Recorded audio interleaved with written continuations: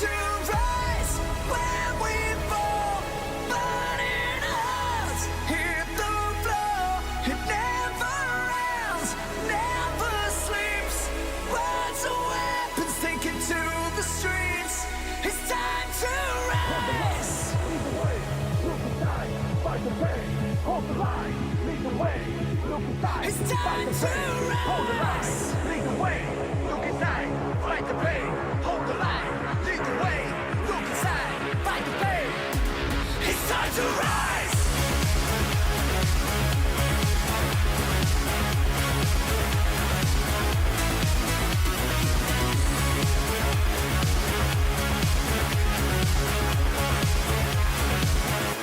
It's time to rise.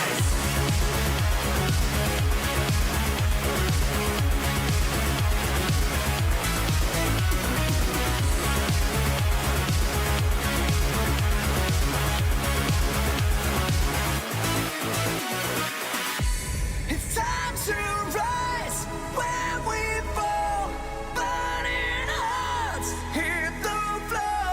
It never ends, never sleeps. Words are weapons, take it to the streets. It's time to rise.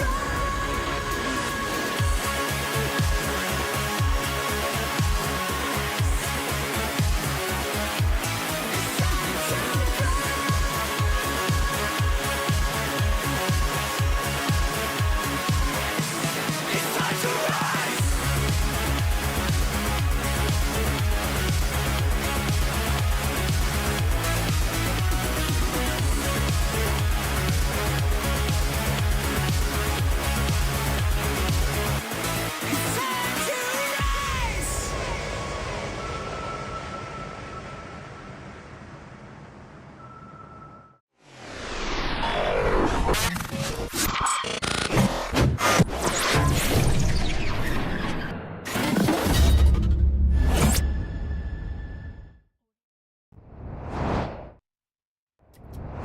What's going on, guys? It is a Wednesday night. That means it is your AEW Dynamite review. It is January 8th, 2025. I am the Solomonster. Been a lot of wrestling over the last few days. I watched back-to-back Tokyo Dome shows over the weekend. What I was most looking forward to on that second show, Wrestle Dynasty, was the return of Kenny Omega. He had a match against Gabe Kidd on that show. We have not seen Omega in the ring in over a year. And I wanted to see what Kenny Omega would we get on that show. And I am happy to report the Kenny Omega that we got was the Kenny Omega of old. Kenny Omega went out there and already here, we're 8 days into the year, had the match of the year for 2025. So I knew coming into this show, Kenny Omega can still go. The old Kenny Omega is still there. But what would they have him doing on the show? Because Kenny Omega was advertised for Dynamite tonight. Didn't say what he was going to be doing, didn't say who he was going to be addressing or anything like that. But I wanted to see what are they going to do with him? Who are they going to have him feud with as that first program back? You know, we're building now to this big show in Australia next month. And so they built everything around Omega and they saved him for the closing segment on this show. He came out there and we had, by the time this show was over, I'd say a pretty good sense of where things seem to be headed for Grand Slam. But the thing I will say about Kenny Omega, it's great to have him back. Number one, I've been saying this for the longest time. A lot of people made hay about the fact that he was making his in-ring return on a New Japan show. And really, it was a joint show, but I mean, come on, it was a New Japan show. Why is he making his return there? Why is he not making his in-ring return first in AEW, right? Which is his home company. And I think he kind of looked at it as this loyalty that he still has to New Japan, and also just, what am I going to look like? What am I going to feel like? All right, let me get in the ring and move these bones again and get in there with somebody and see how my body reacts. And he passed that test with flying colors. So now the ring rust, there was no ring rust. Okay, if there was ring rust, it's all shook off now. And now we have him back on Dynamite, hopefully every single week. This is what Tony Khan has needed for a very long time. MJF is back, right? Fairly recently, they got him back. He was gone for a while. But Kenny is their guy. Kenny Omega, he is AEW. He is one of the founding fathers of this company. He is a former AEW World Champion. He is the heart and soul of this brand, and he has been missed. And now Tony Khan has him back in the fold to kick off the new year, and that's a huge thing. But what we got tonight was a tease for something with Omega and Ospreay and the Callis family leading into the Australia show next month. The one thing I'm watching for and I am hoping for is that as we get deeper into the year, Kenny needs to be the guy they sort of rally around and the guy they build around. And hopefully he can stay healthy and you know, knock on wood, everything will be fine and he won't have a relapse of the diverticulitis or anything, because that's a very serious thing. But they need to really build around him. He is the nucleus of this company. And he could talk all he wants to in promos about, oh, AEW doesn't need me and all this stuff. Yes, they do. Now more than ever, AEW needs him. And maybe it won't make a huge dent as far as attendance and stuff. I don't think it's going to really rely on any one person. But he has to be part of this rebuilding process as we head into the new year, trying to regrow this audience again. Kenny Omega is a familiar face that people know of from the beginning of AEW, but also he can go out there and have kick-ass matches that tear the house down, which is also part of the heart and soul of what this company was built on. You could talk about stories and all that stuff, but this company was built on having great fucking wrestling matches. And that's something Kenny Omega is better at than most people in wrestling today. So it was great to have him back on the show tonight. We also had a casino gauntlet match. Tony Khan loves these gauntlet matches. We're getting 2 of them. We had one tonight. We're getting another one for the women next week. But tonight, it was to decide a number 1 contender for Jon Moxley's AEW World Championship, who will challenge him on Dynamite next week for the AEW title. It's the Maximum, what are they calling it? Maximum Carnage? Is that what they're dubbing that episode, right?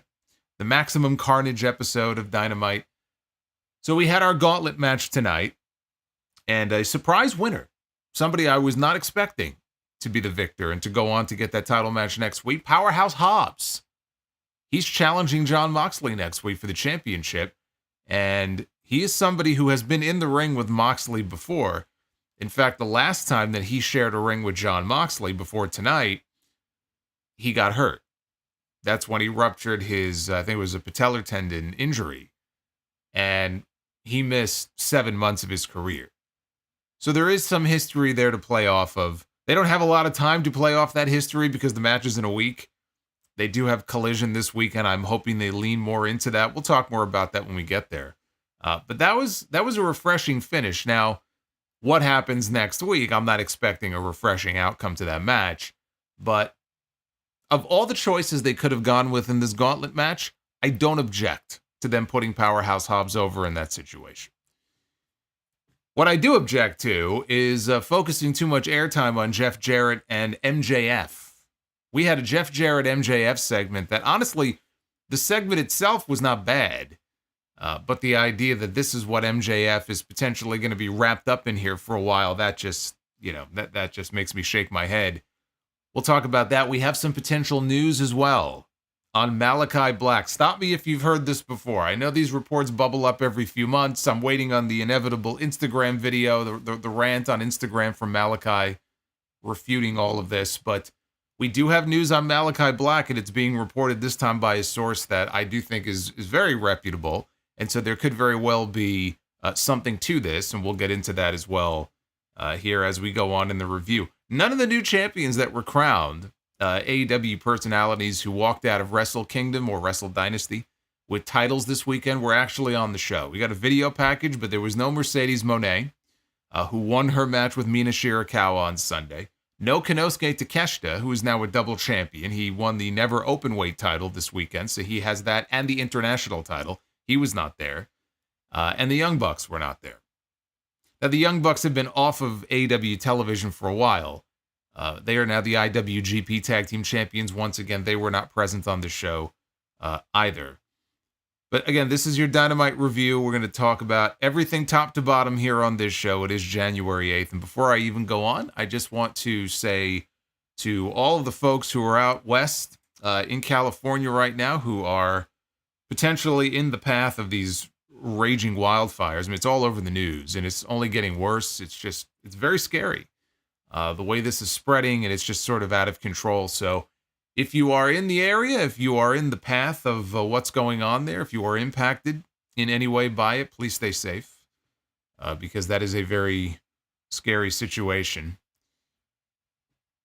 Like and subscribe.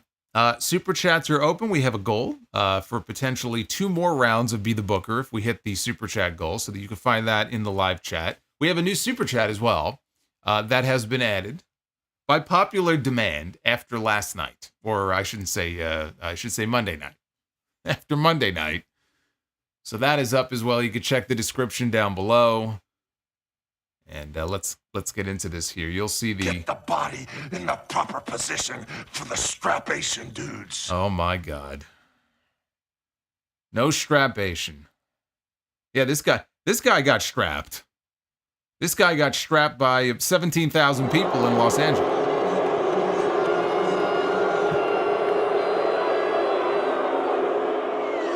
You suck. I love that.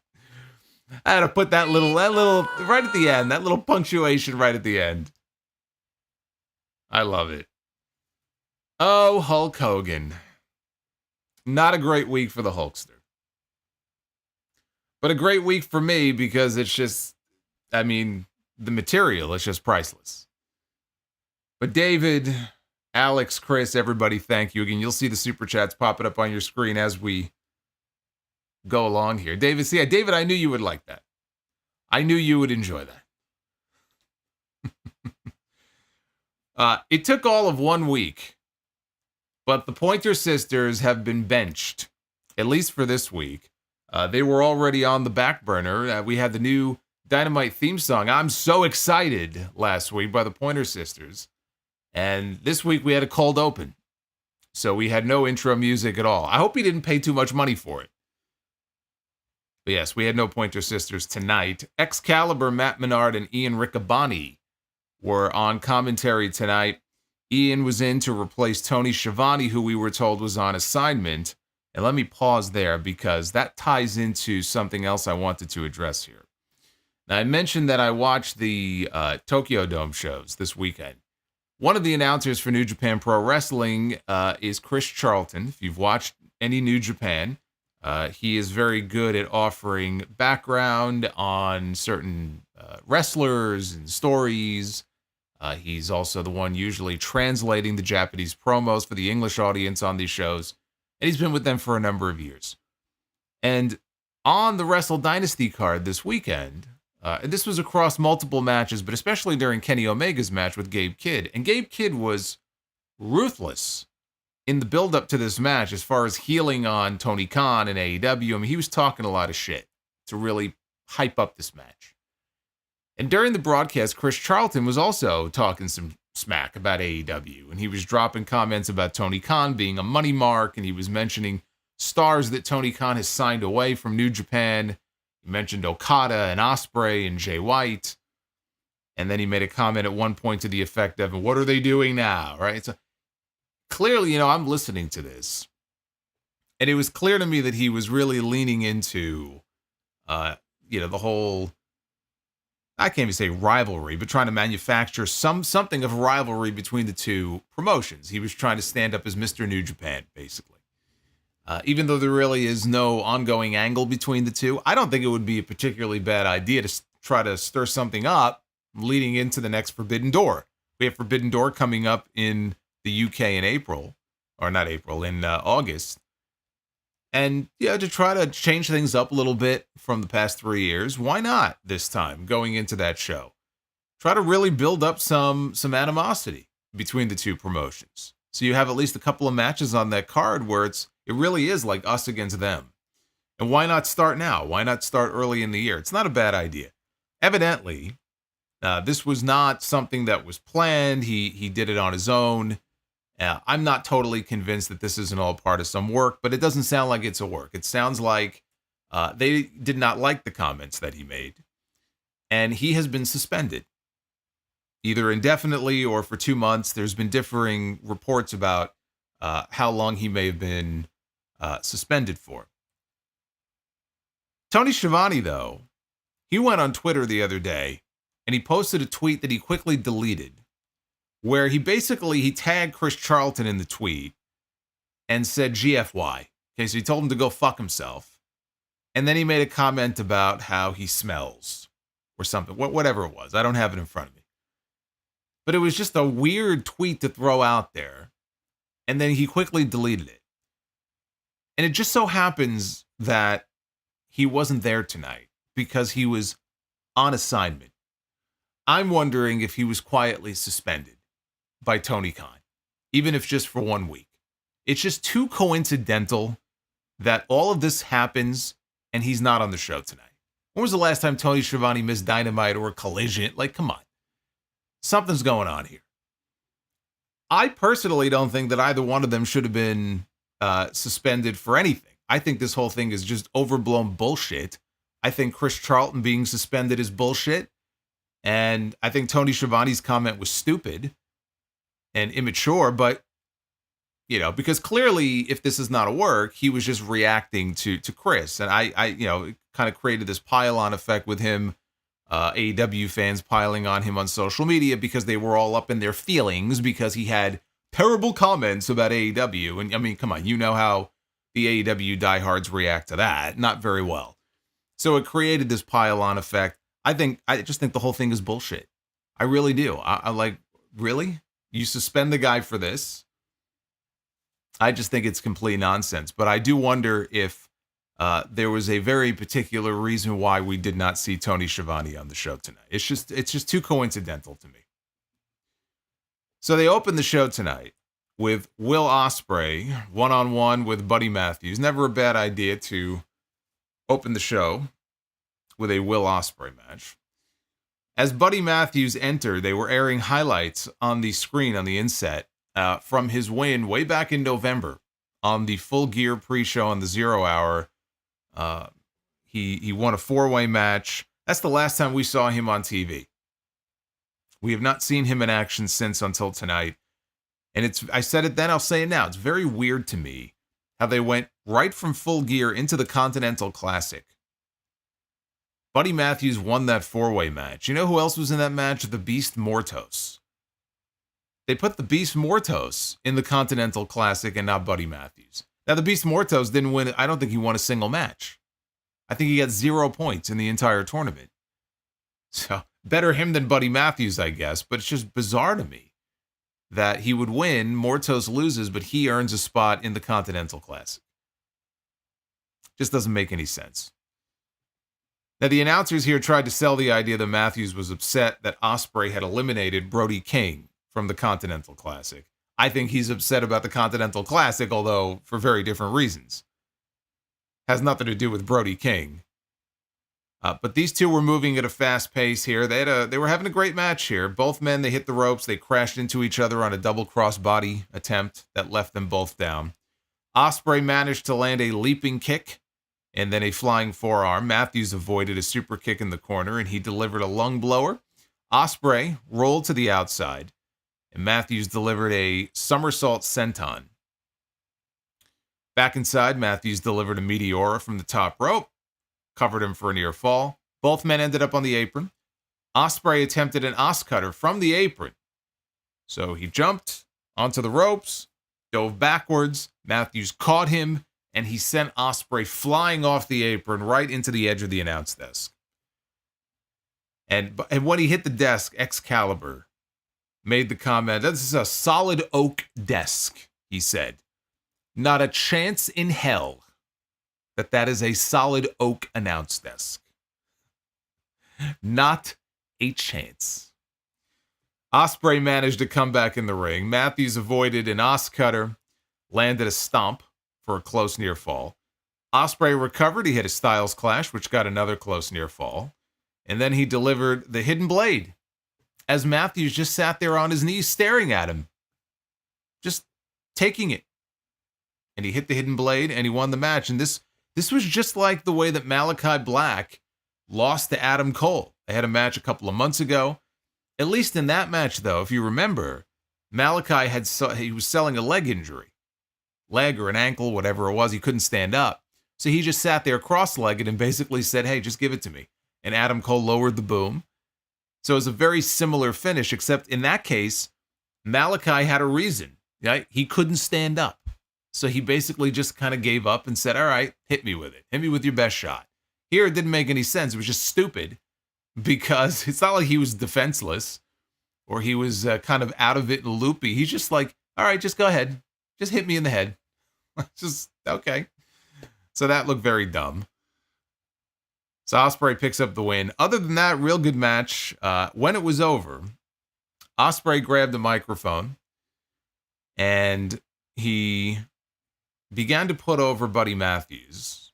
At first, though, he accidentally called him Buddy Murphy. And he quickly corrected himself. He realized what he had done. So he told him that he has admired him from afar. He told him that he and Brody King, they don't need to be a follower for anyone.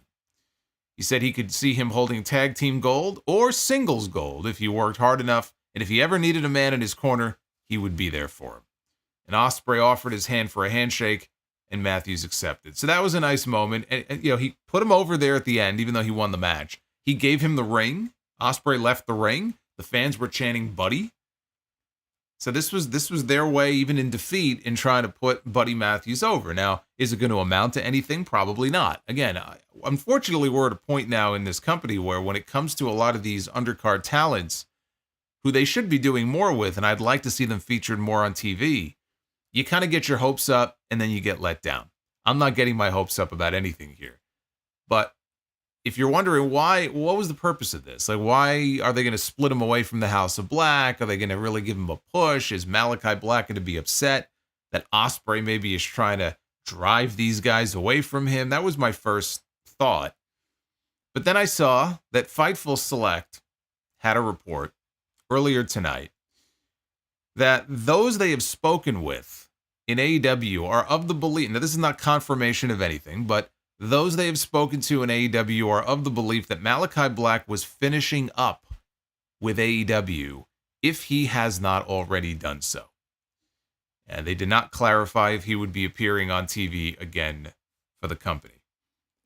Now, we have heard these rumors and reports now. It feels like, I don't know, it's like every 2 or 3 months, 4 months, we hear some Malakai Black rumor about him going back to WWE. Or asking out of his contract, or his contract is expiring. And then inevitably he puts a video out on social media where, he's not ranting and screaming, but you could tell he's just very annoyed that people are talking. When I feel, honestly, the way that AEW has been using him, if I were him, I would just be happy people are talking about me at all. Because it's not as if they have featured him in any sort of meaningful story in quite some time. He's a very bizarre case. When I look back on him, and we could talk about a whole bunch of different people. You could talk about Miro. I mean, the list is long of just very weird cases of guys that came over from WWE, had a lot of potential, and then you ask yourself, where did it all go wrong in AEW? Like, what the hell happened? Malakai would be at the top of that list. Although Miro is a very curious case too. Malakai came into the company and he was pushed right out of the gate. He was put over Cody Rhodes. Okay, he made a huge impact when he first debuted.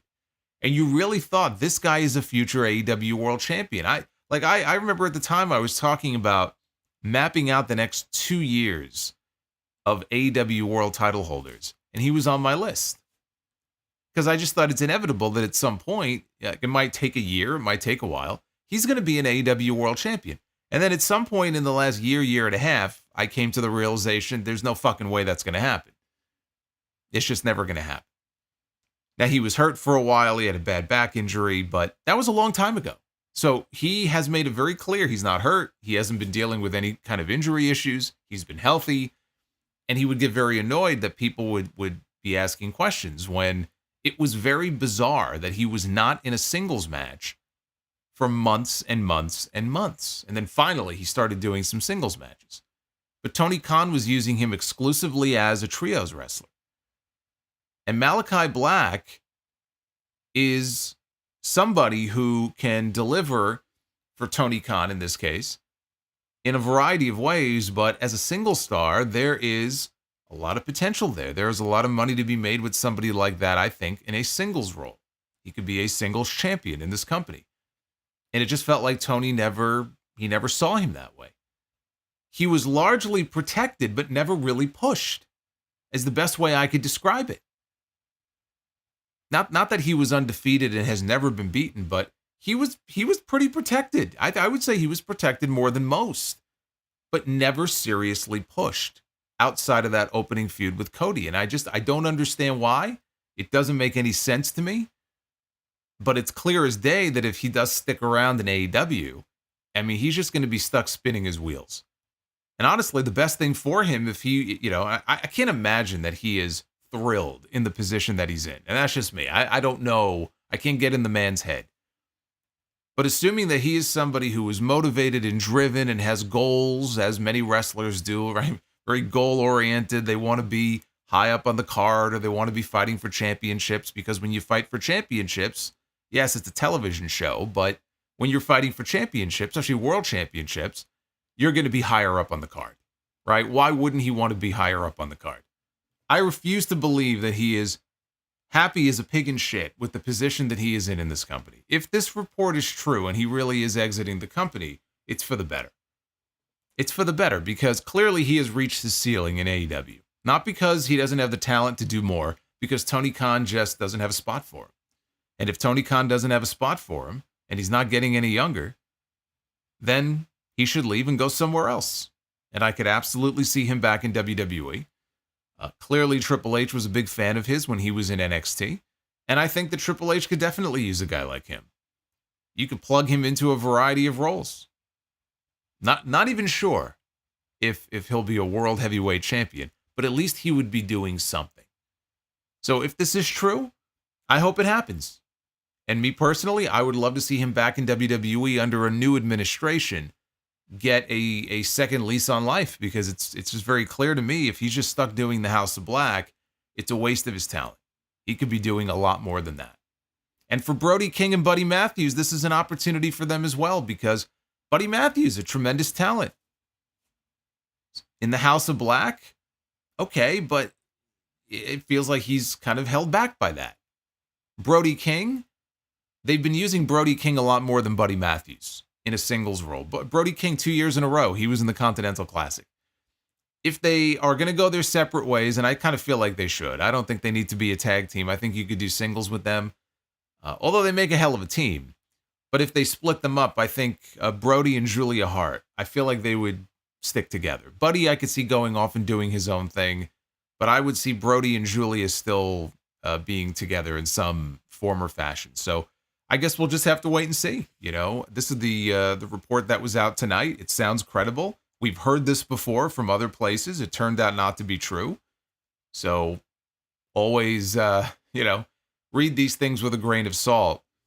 But I don't see how anybody could be shocked by this if it turns out to be true. Just like I wouldn't be shocked if we heard the same thing about Miro or Keith Lee, who's had injury issues, and any number of people.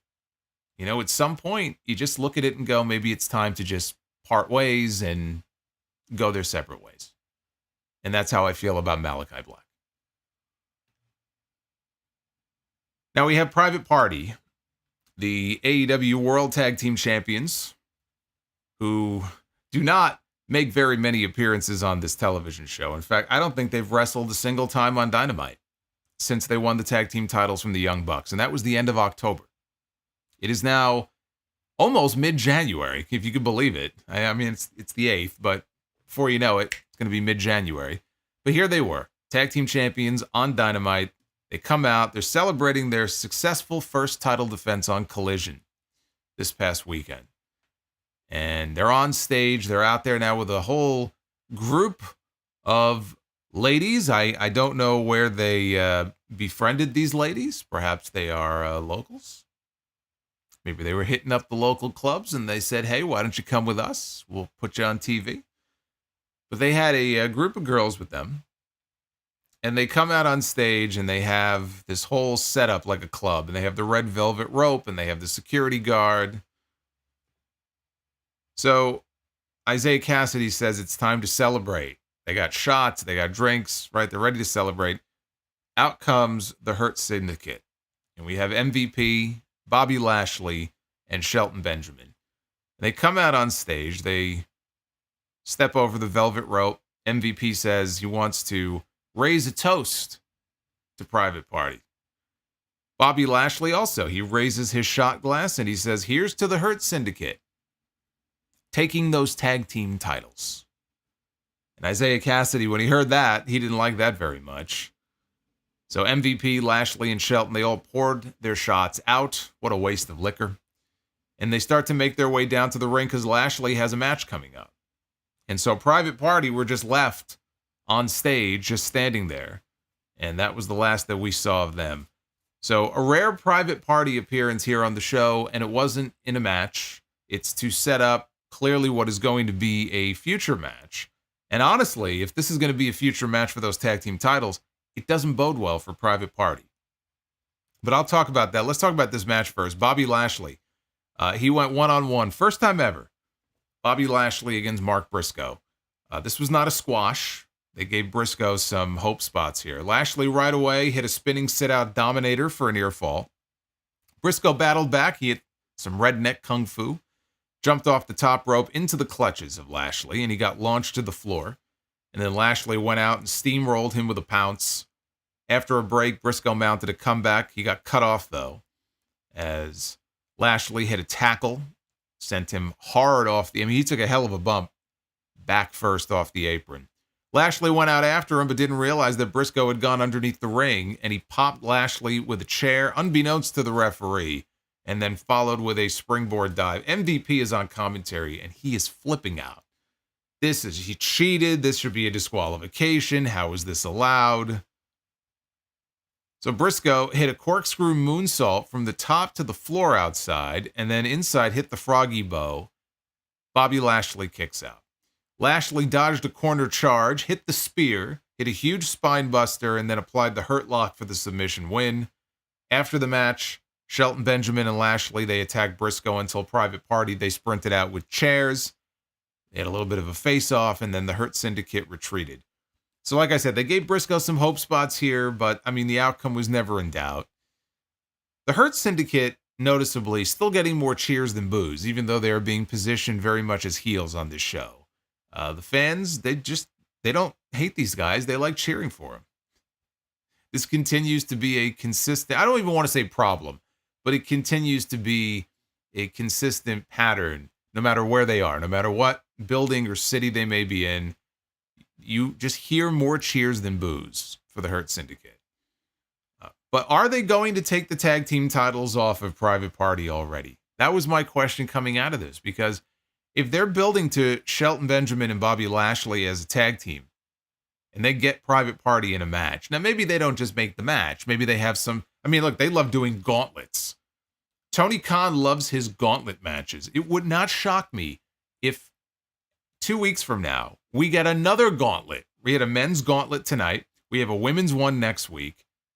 Would not shock me if we get a tag team gauntlet. Or some kind of match, and then Lashley and Shelton, they win. And then by virtue of that win, they get a title match. If they get a title match, they're winning the titles.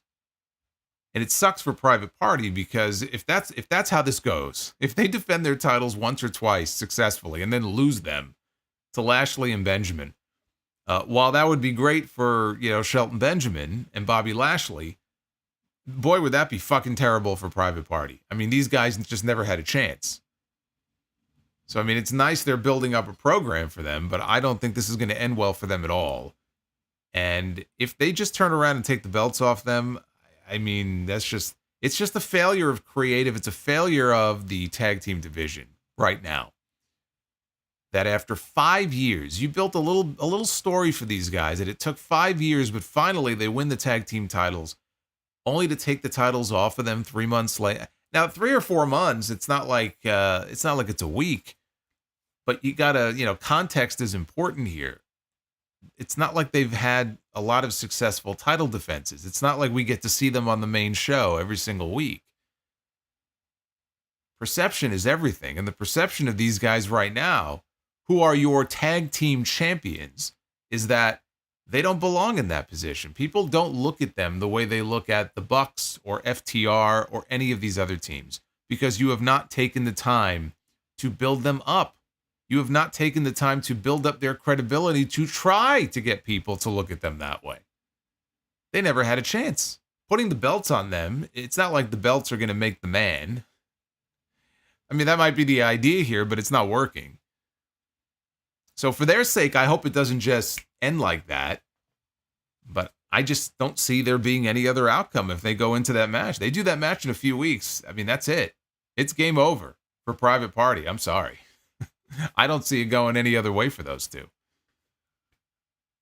Now, speaking of gauntlets, we had the Casino Gauntlet match up next, with the winner getting an AEW World Championship match on the Maximum Carnage edition of Dynamite, which is next week. So January 15th. And with his win last week in the three-way match against Swerve Strickland and Roderick Strong, Switchblade Jay White got to enter here at number 1, which is important because in these gauntlet matches, the first fall wins it. It's not a situation where we got 10 guys and the gauntlet doesn't officially start, like a rumble or something until all 10 men have been called, or like a War Games match, right? It doesn't work that way. It doesn't work that way. First fall, pinfall, or submission, and you win the gauntlet. So you want to be number 1. The earlier you enter, the better your chances are going to be. So Jay White was out first, and then second was Hangman Adam Page. What a coincidence. How about that? Hangman comes in after Jay White. So they traded chops and punches. Hangman hit a shoulder block, covered him for a 1 count only. And then he went for a fallaway slam. He got cradled for a 2 count. And then they traded some reversals on some big moves, and White hit a superplex. Both men were down, and now we get the countdown. I don't know what the intervals were. They weren't very long. Maybe 2 minutes. So we got the countdown for the next competitor, which was your favorite, Wheeler Yuta.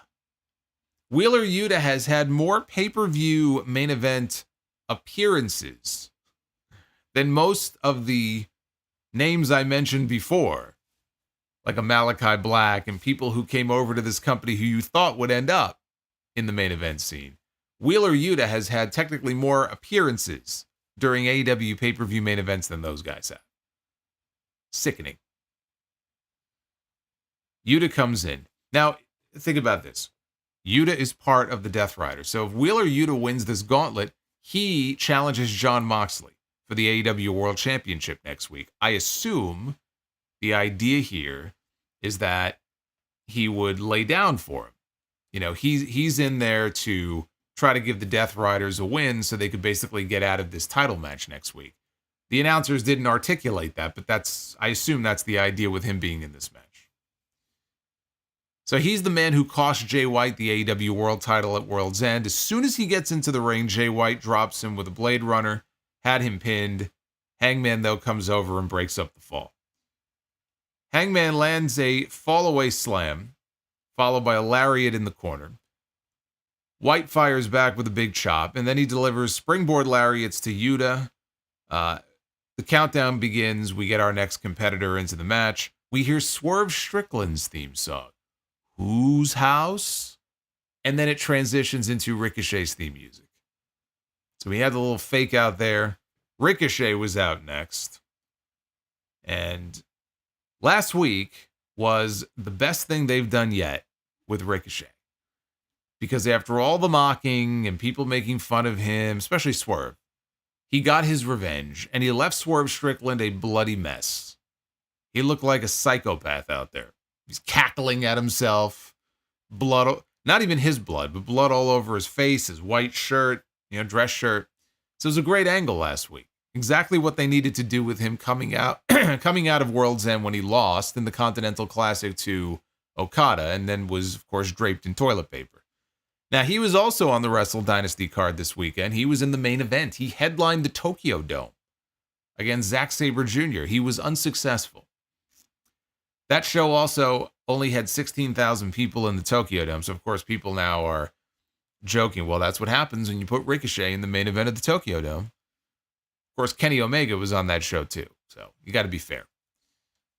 But anyway, so Ricochet comes out, and he's out there doing Ricochet things. Not a lot happened. Adam Cole is out next. And the biggest thing that he did here was hit a Panama Sunrise to Ricochet. Before we got the next entrant, the TNT champion, Daniel Garcia, who was out to what I wrote here. I just wrote 2 words, negative pop.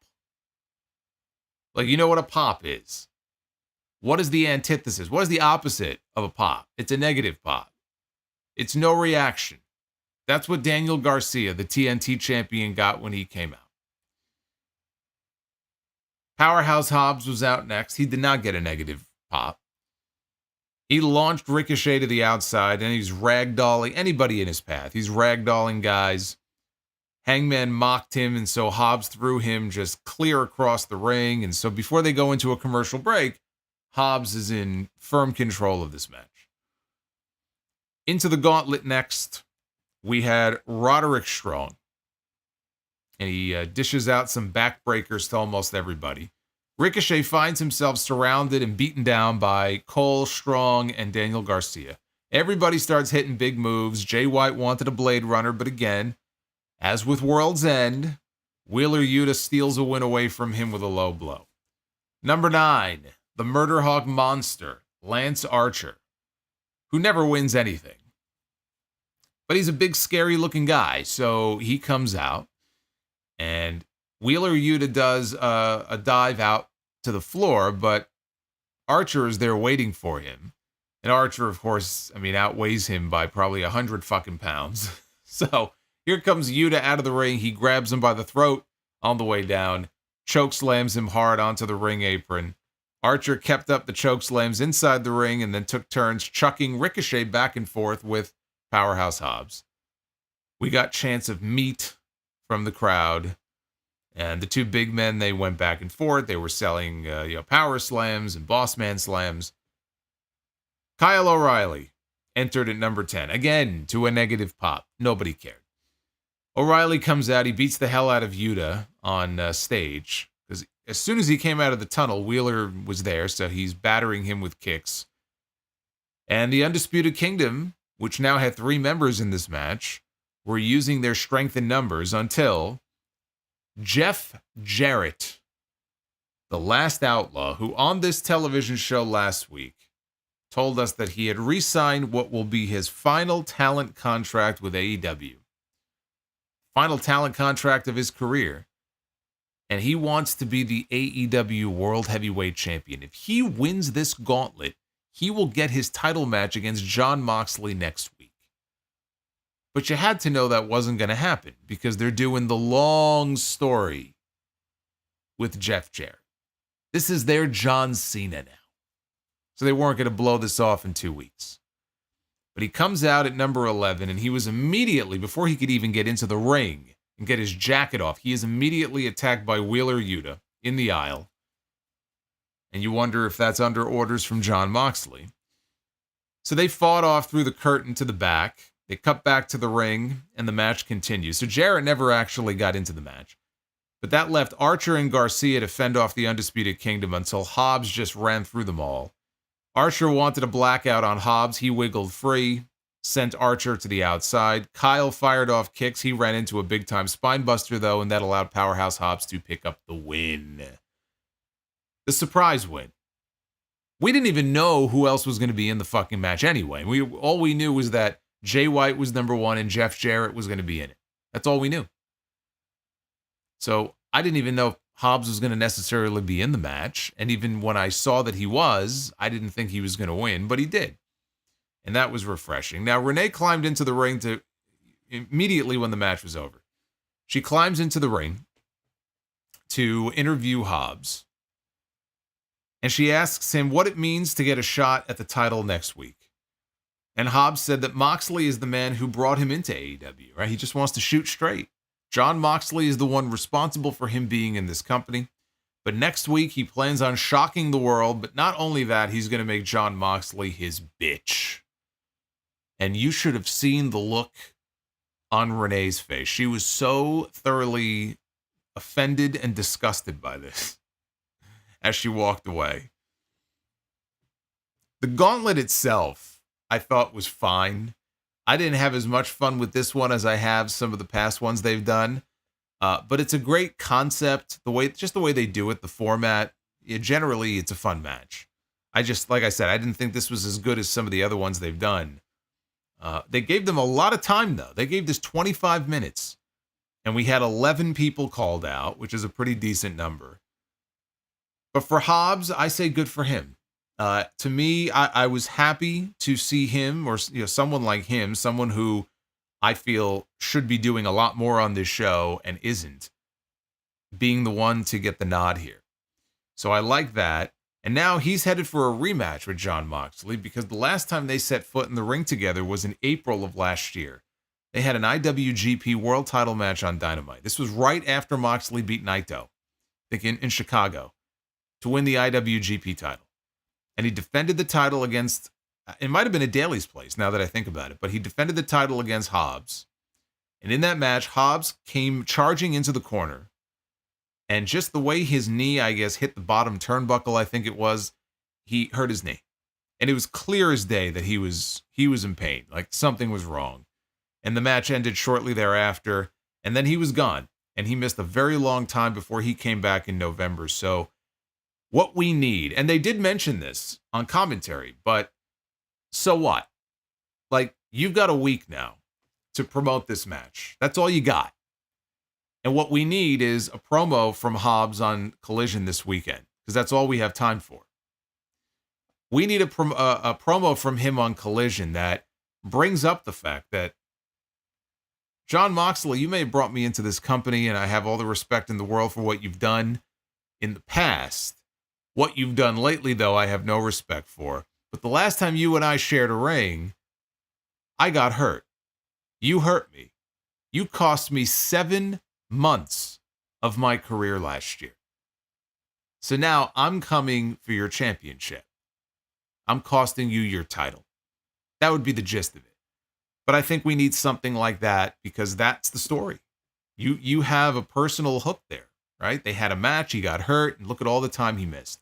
And that's really all the time you have for as far as any kind of story. But I hope they take the chance on Collision this weekend to tell that story. We all know he's going in there to lose. Nobody expects, I don't care what you say, nobody honestly deep down in your heart believes for a second that Powerhouse Hobbs is going to win that championship next week. Okay, if I don't wear a hat here on this show. If I wore a hat, I would eat it. Okay, I would eat my hat if he wins the title on Dynamite next week. It's not happening. So, unfortunately, we already have the predictable outcome here. I mean, look, this is a guy who couldn't beat the international champion at the last pay-per-view. So what makes you think he's going to go in there and beat the AEW World Champion here, a couple months later? All he has to do, though, is go out there, have a good showing. I don't know what kind of match these two are going to have. With Moxley, it's hit or miss. A lot of it depends on who he's in the ring with. This Death Rider stuff has been absolute just fucking garbage. I still think it sucks. It's boring, and I'm waiting for something to happen. Whatever that is. Cope and Mox, I guess that's what we're going to be getting soon, but something's got to give. Something's got to change here. So whatever kind of match they're going to have, Hobbs needs to go in there and have a good showing. And what they need to do, if they're smart, is they will spin another story off of this for him, so that it isn't just a case where he goes in there, okay, yeah, he wrestled the champion, but he lost. And that's it. That's it. We don't see Hobbs on this show again. He's back to Collision duty, and we'll see him wrestling, fucking John Schuyler or something. Like, there has to be, and I don't know who it would be with. Take your pick. I mean, there's any number of people on the roster he could work with, but there's got to be some kind of a story for him coming out of this to at least keep him in the mix. Him going in there and having a title match with Jon Moxley, losing and then vanishing again, does nothing for him. Nothing. It would be death. So I hope they give him an opportunity to do something that will try to elevate him at least to that next level from where he is right now. That's the best I can hope for, because he's not winning the championship. But at least give him something to do going forward. Yeah, there were people who, when the Hurt Syndicate formed, said that Hobbs would be a great addition to the Hurt Syndicate. Yeah, I mean, it would work. he would play second fiddle to Bobby Lashley automatically. But out of that, you could potentially build to an eventual Lashley and Hobbs match. Like, yeah, you could do that. But I don't even necessarily think he needs to be part of a faction, right? He's an ass kicker. Just keep pushing him like that. But he's got to have people to work with. I don't just mean squash matches. He's got to have like stories and programs that he can be involved in. That's my only hope for him coming out of the match next week. But I was pleasantly surprised to see him pick up the win here. Now, as Hobbs was leaving, Jeff Jarrett walked back out, and it was too late. The match is over. Sorry, Double J. You get no title match next week.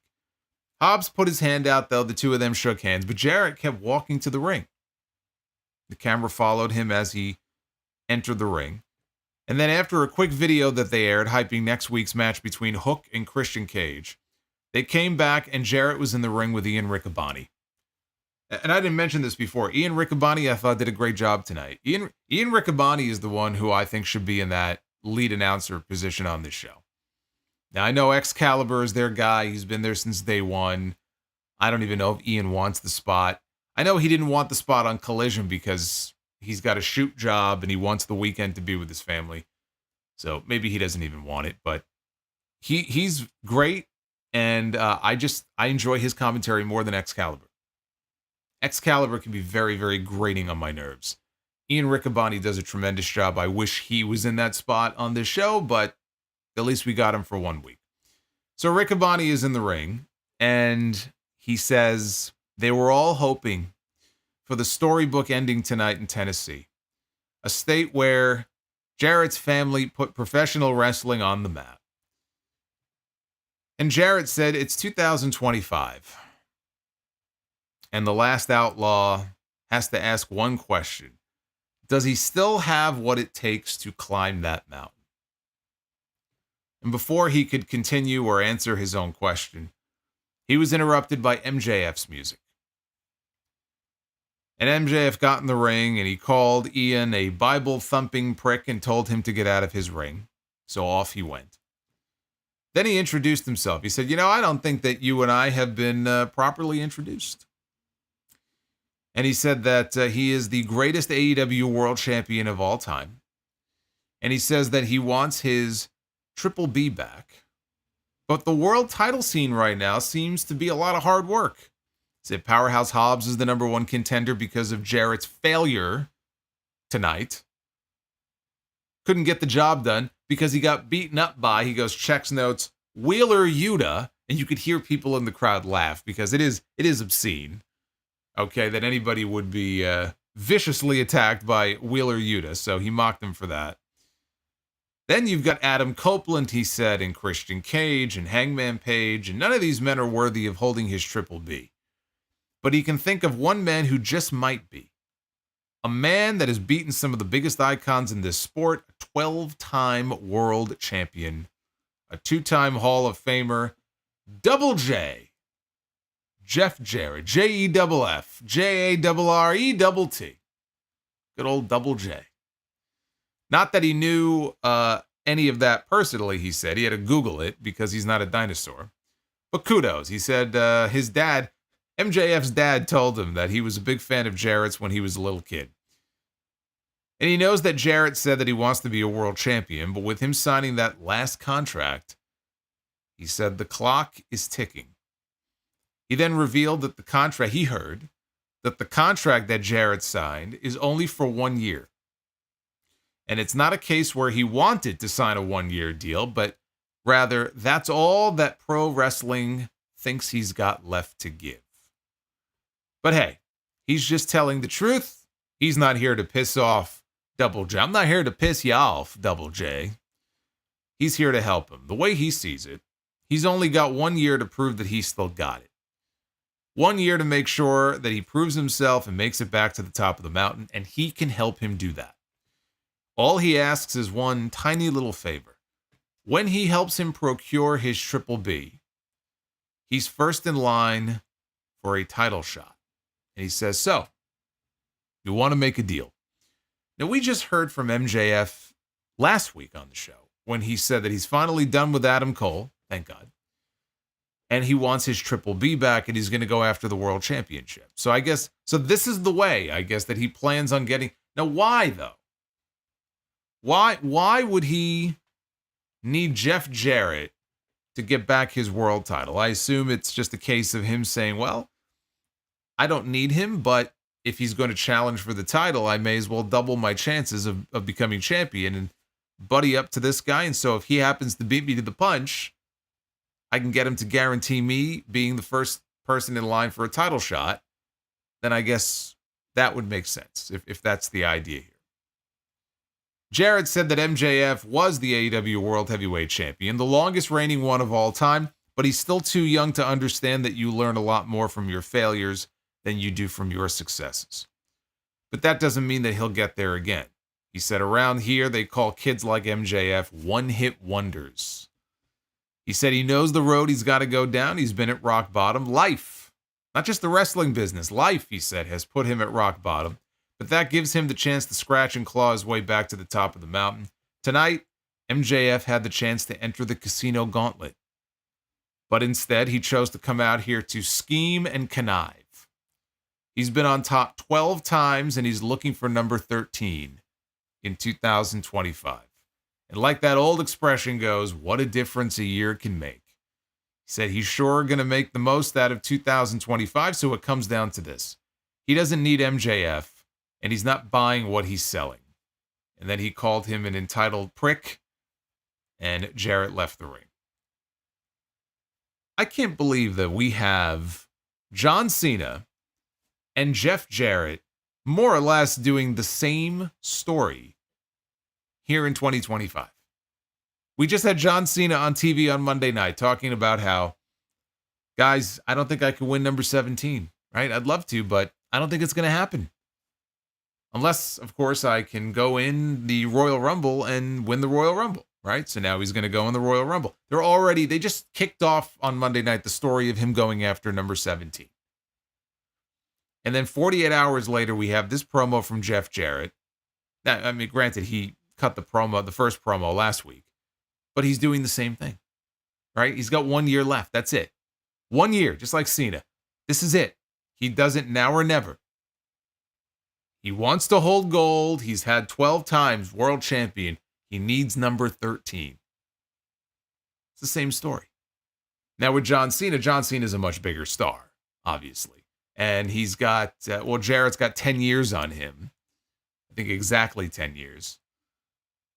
But basically, we're getting the same story in two different companies. So as this year progresses, it'll be very interesting because you can't help but compare the two.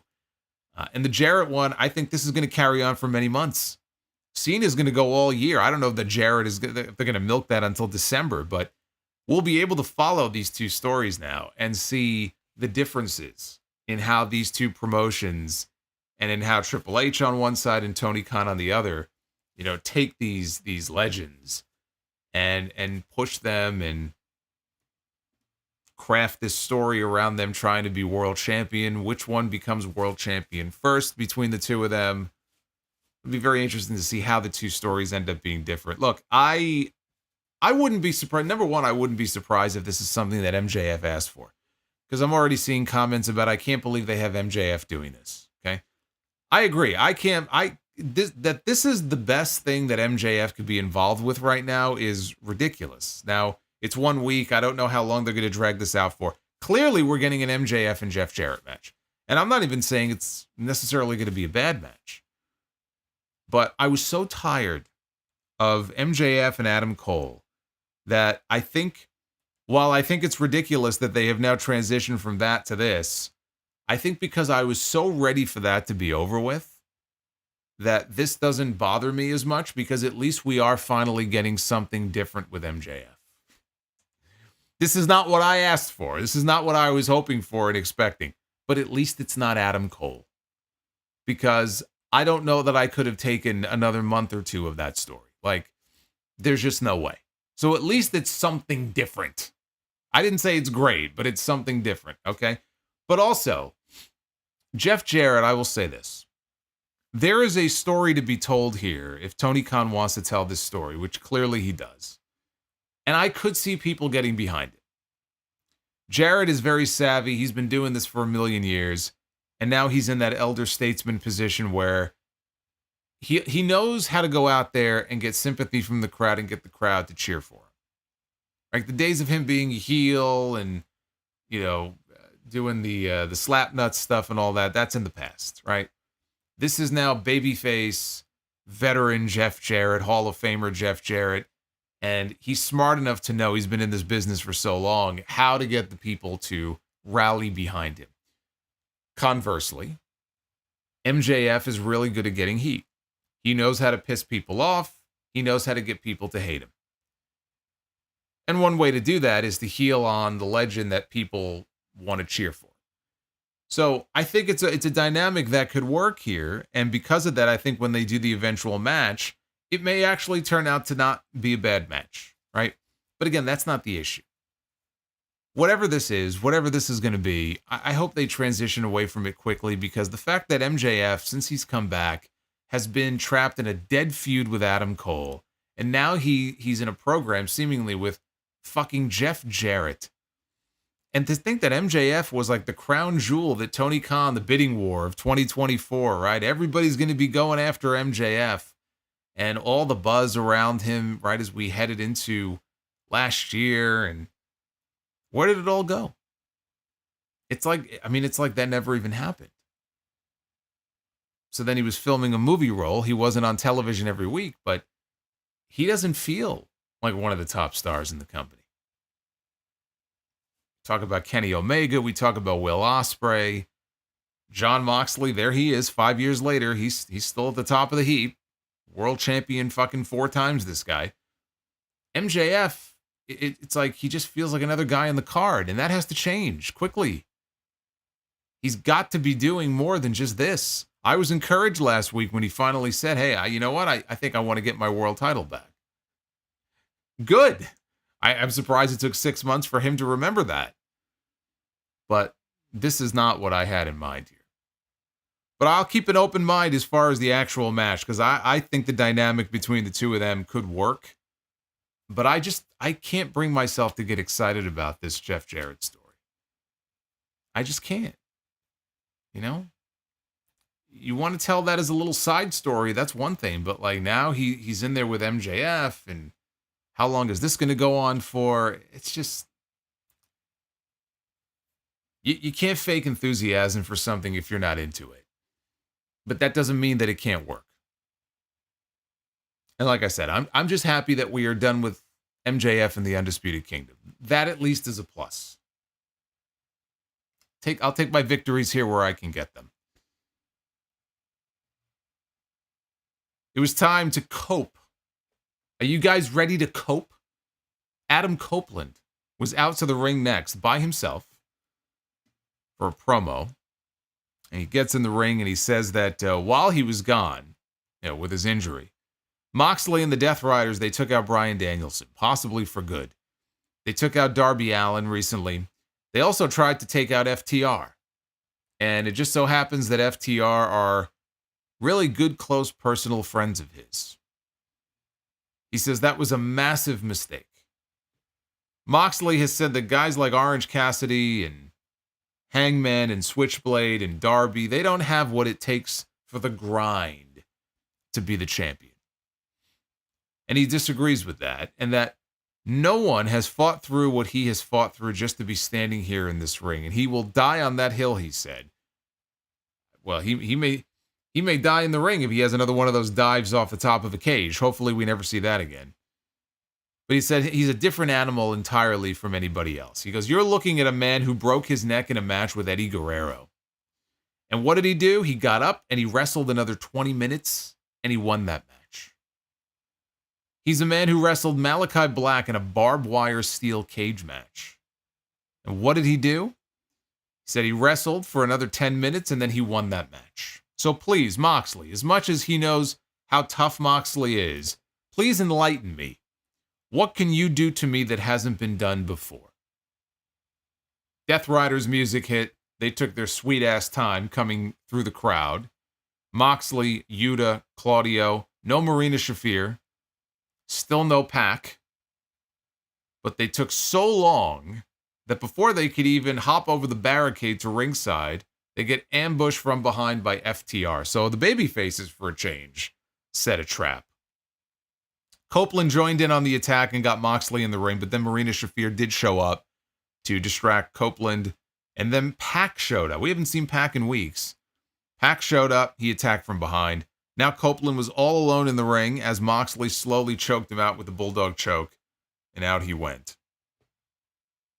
Moxley asks Marina Shafir for the plastic bag. So we're about to get yet another smothering here on AEW television.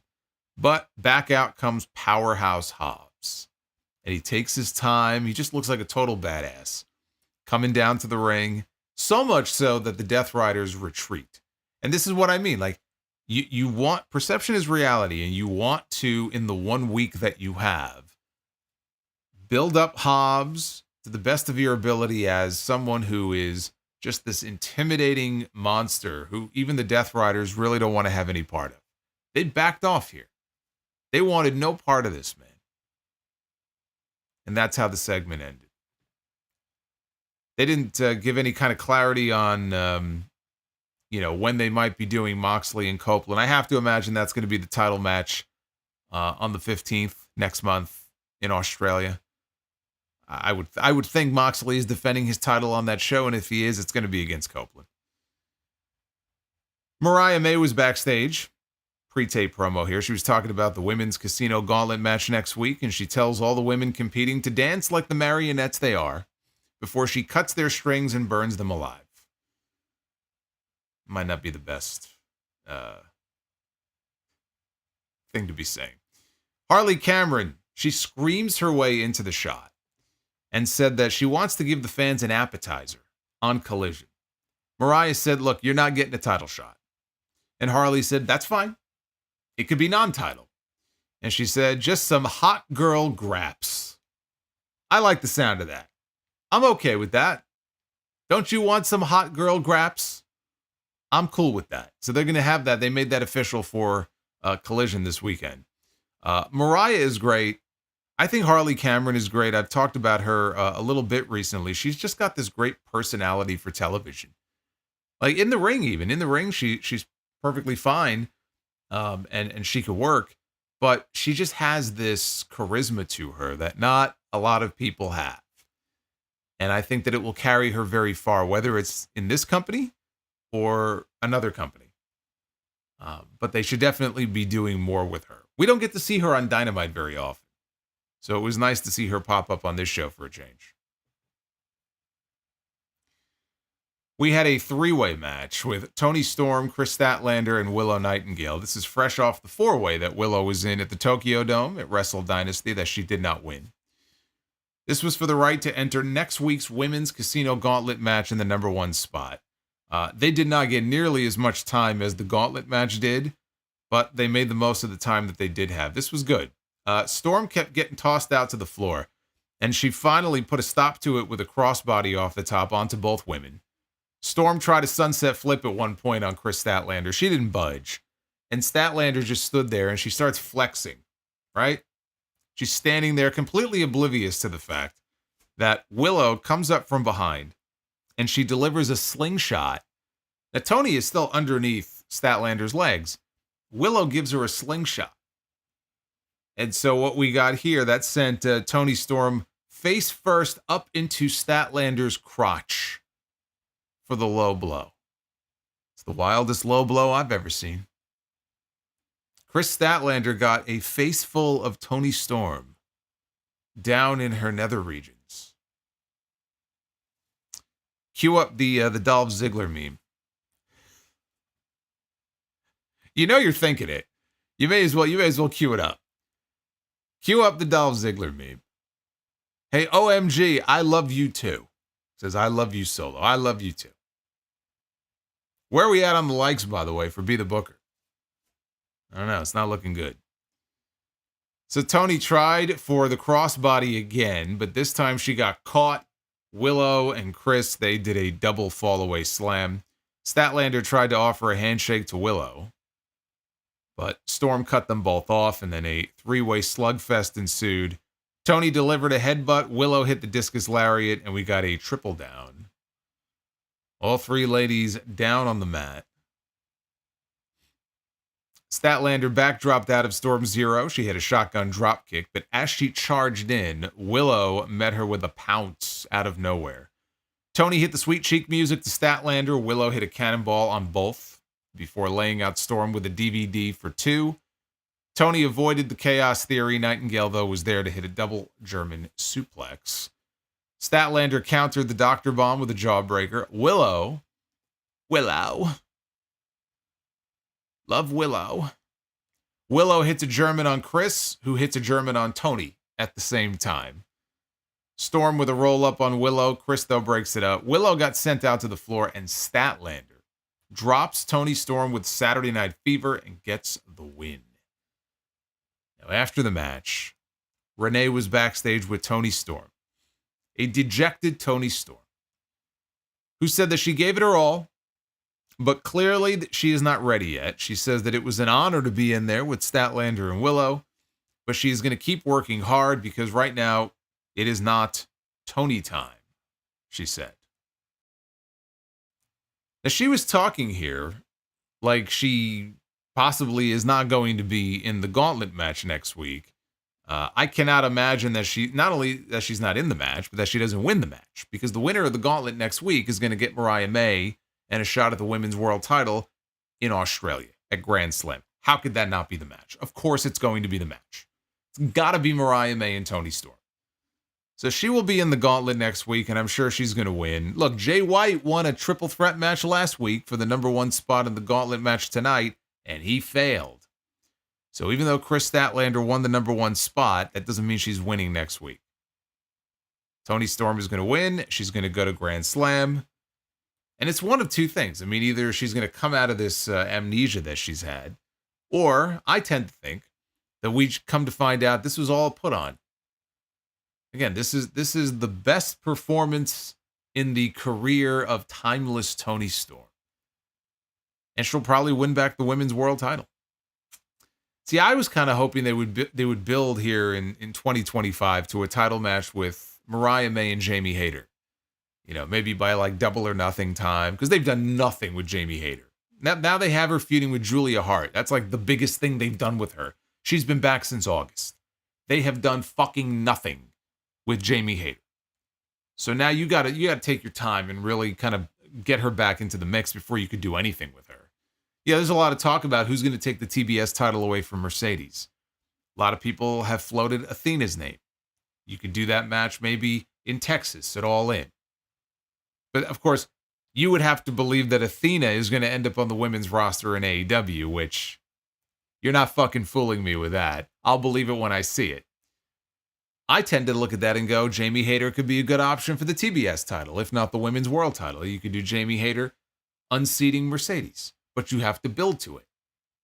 So they need to start doing that. The fact that Jamie Hayter, she's another example. And she's not like an ex-WWE talent. She's like an AEW original. But she's another one where she got hurt. She was gone for a very long time. And so she's now been back for months. And they've done nothing to try to heat her back up, to try to get her back to a position that she was in before. She was so over before. And now she's so cold.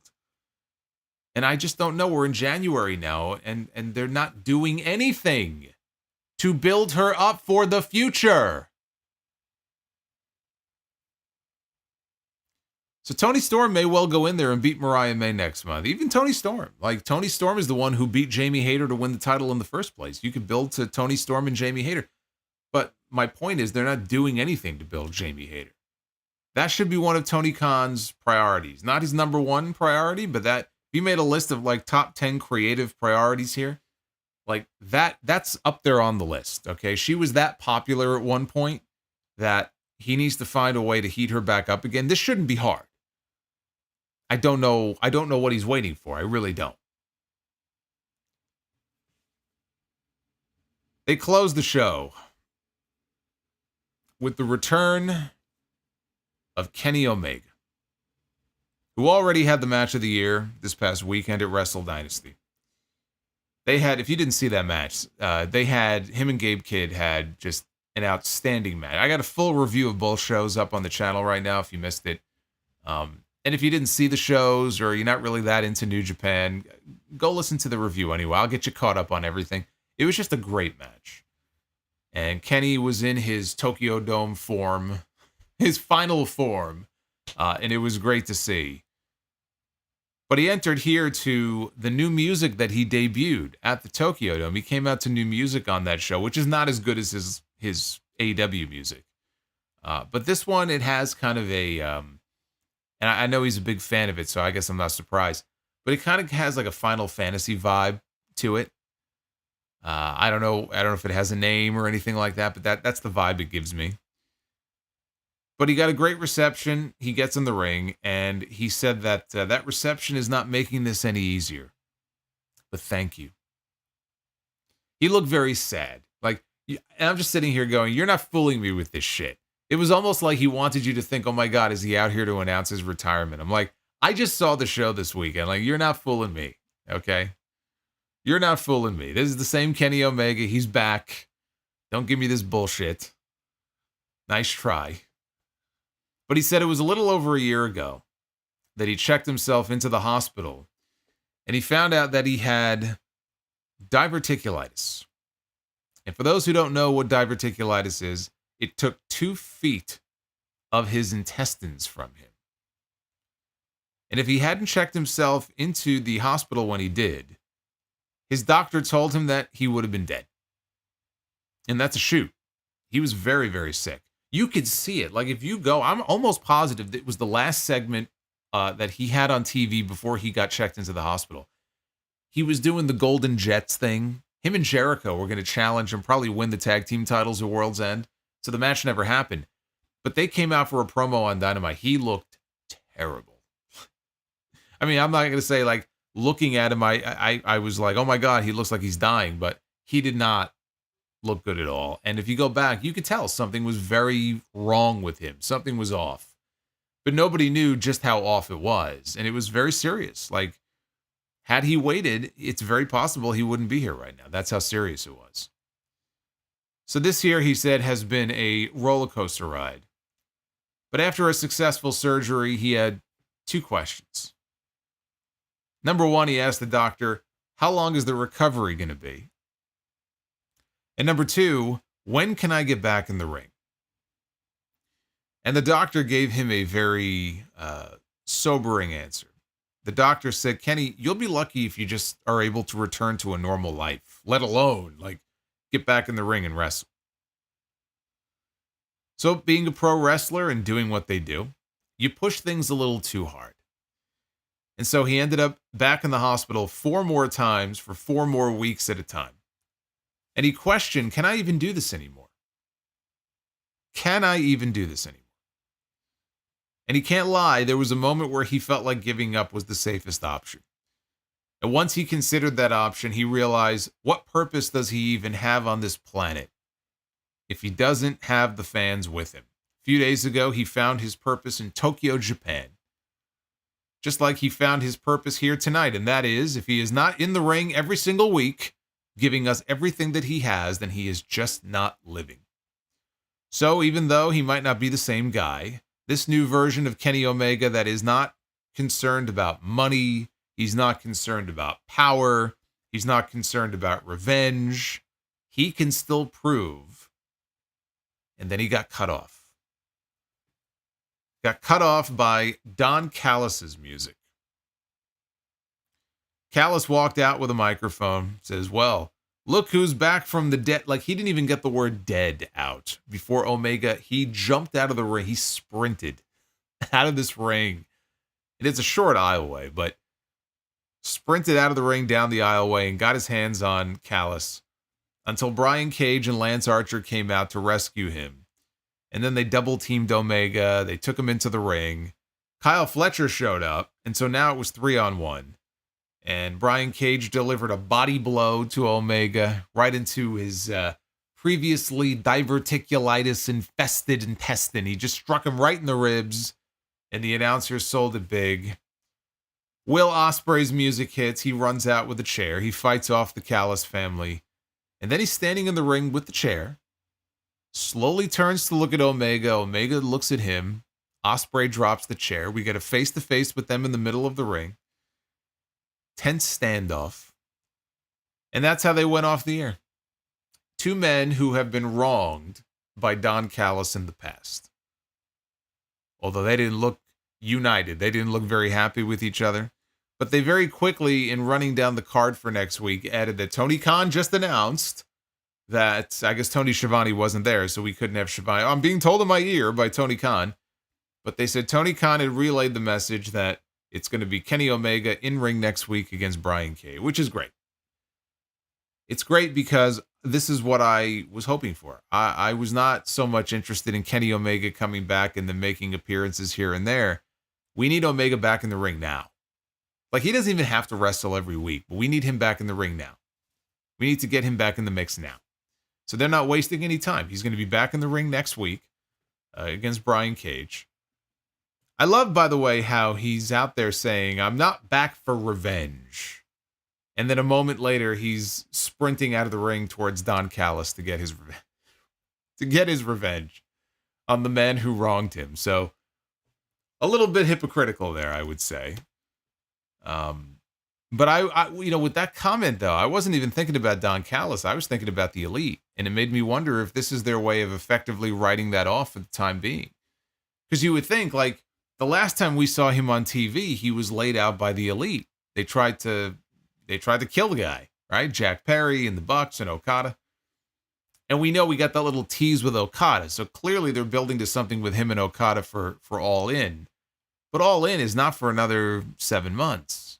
So what do you do with him in the interim? Does he go after Jack Perry? He might. I'm not saying they won't have a match at some point.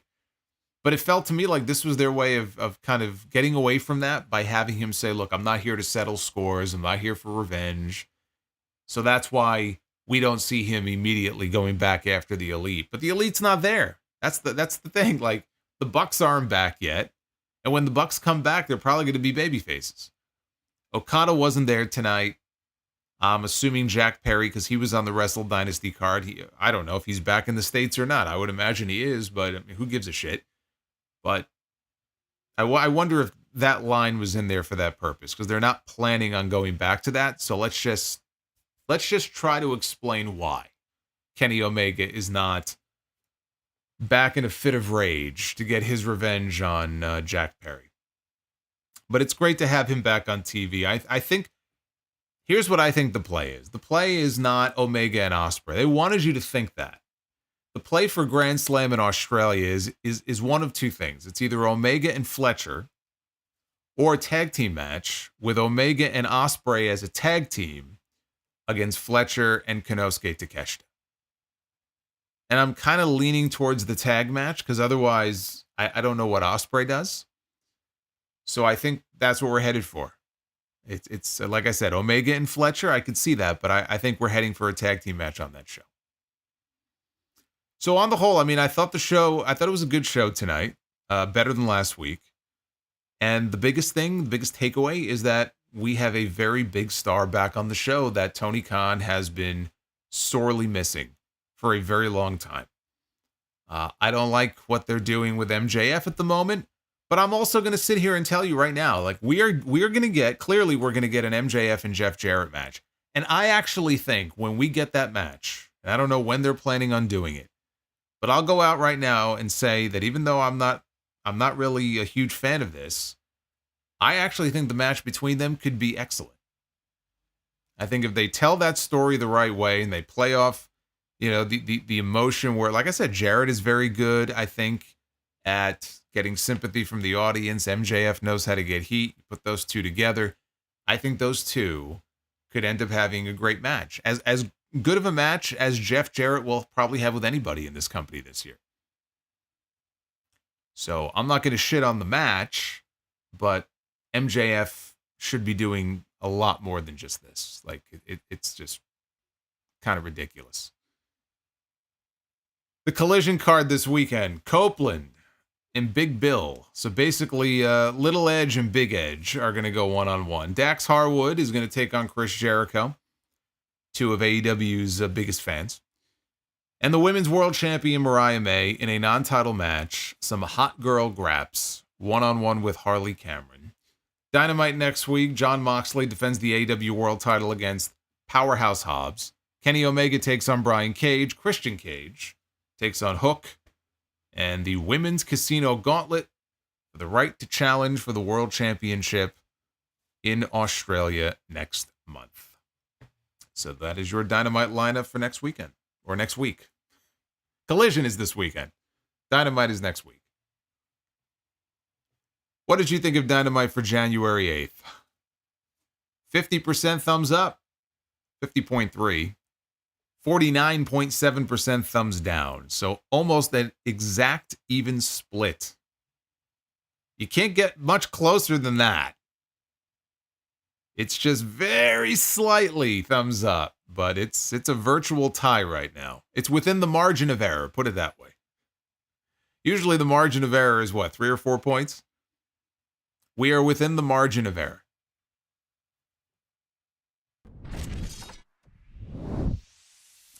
Yeah, I agree with that comment in the chat about MJF.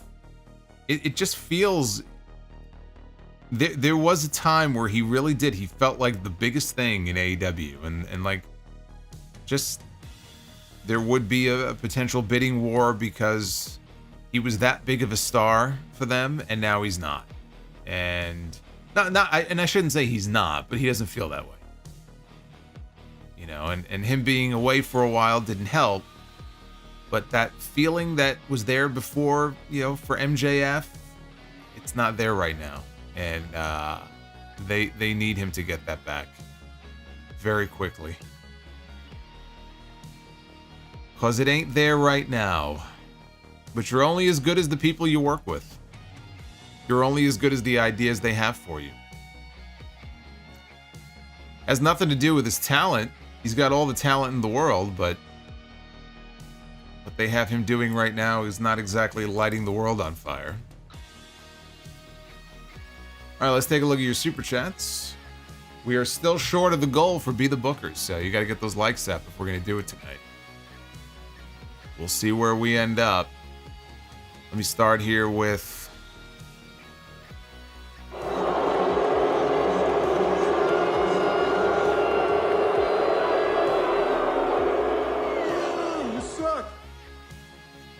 Tough day at the office for the Hulkster.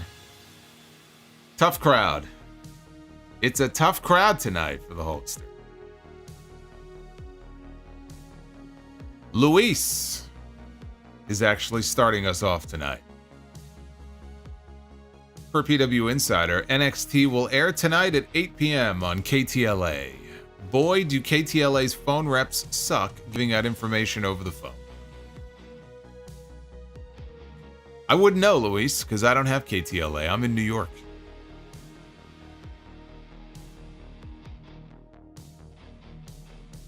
Rizzo with the $10 super chat.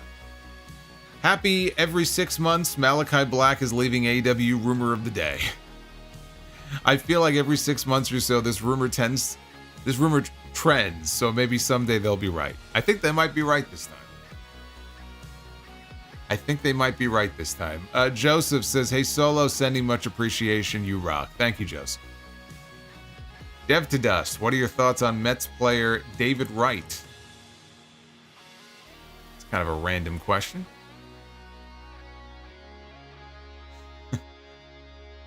David, I think you might be right. I might enjoy that one more.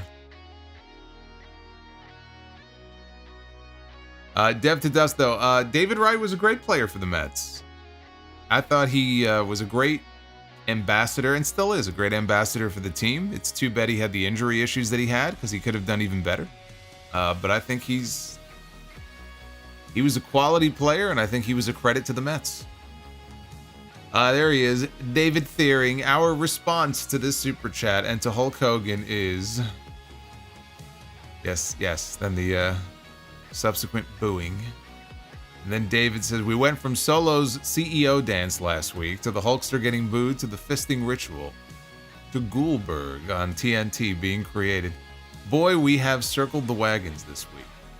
There's been quite a few memorable moments. You never know what you're going to get.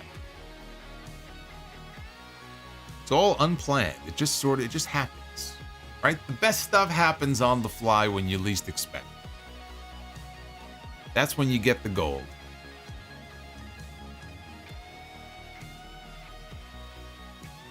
Pro Wrestling Fan 1995 with 31 months of membership.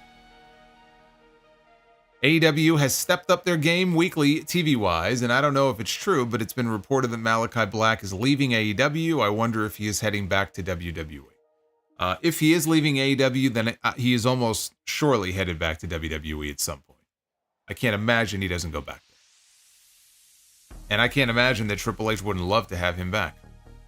Just like if Samoa Joe became available.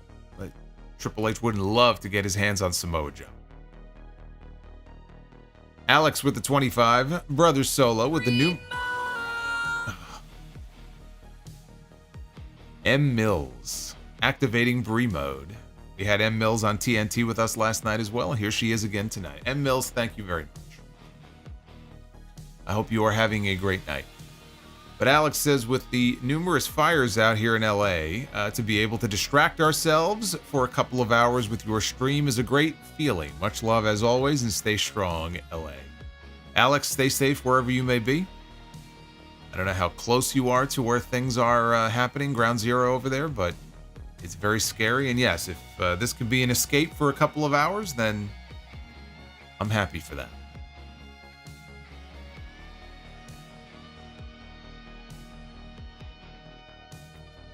David says, just wanted to send a shout out to those in this chat living in California right now dealing with the wildfires. Stay safe, everyone.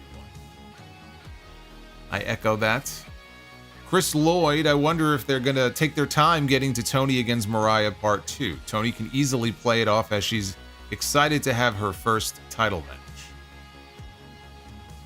They might play it out, but I do think, though, this whole amnesia thing, if that's what it is, like, you can't play it out for too long. At some point, you're going to jump the shark with it, and it just gets old. So, maybe she doesn't win in Australia, although I think, I don't know, I kind of think, I like the idea of it being a swerve where she knows exactly what she's doing. And then we get the big reveal, and, you know, she wins. If she's going to win the belt back, she wins the belt back there because she's from Australia, and it would be a great moment. And I think it would be a cool payoff if that's kind of the little twist on what she's doing. But if they wanted to drag it out until like Dynasty in April, or, you know, Revolution in March, I mean, that's fine. But like, you're not going to push it all the way to Texas with this angle unless there's some big development in the angle. Like, this is nice and fun to follow right now, but a few months from now, it's just going to be like, can we get on with this? Pro Wrestling Fan 1995. Moxley against Hobbs next week should be good, but we all know what the outcome will be because it all leads to Cope and Mox at Revolution for the AEW World title. See, I'm not sure about that. I'm not sure about Revolution. I think it could be the Grand Slam main event, and then they do Darby at Revolution. I'm sticking to that. I think it's Mox and Darby at Revolution. Also, because I don't want to wait until Revolution to get this Copeland and Moxley match. Like, I'm already like, all right, come on, let's get on with it, you know? And we're still a month away from Grand Slam. You really want to wait 2 months for us to get to Revolution? Because I don't.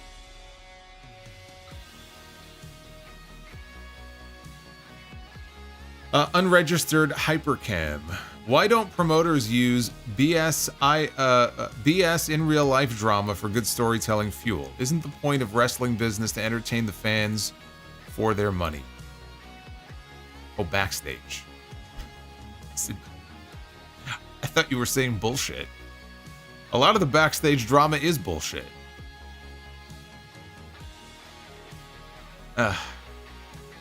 Well, look, Tony Khan used some Backstage drama to pop a number in April with CM Punk and Jack Perry.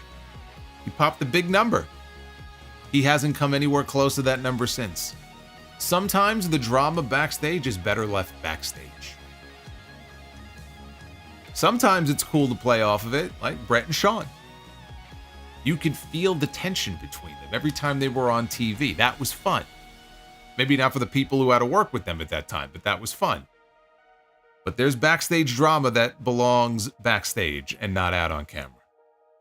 AEW has had enough drama for the last 2 years. We don't need to create more. Oz and Glorious, Malakai, House of Black sell more merch and are more interesting in 1 week than Garcia will be his entire career. Malakai crossed or annoyed Tony Khan at some point, no doubt. There's something that happened, and I don't know what it was. I don't know what it is. It just doesn't make sense.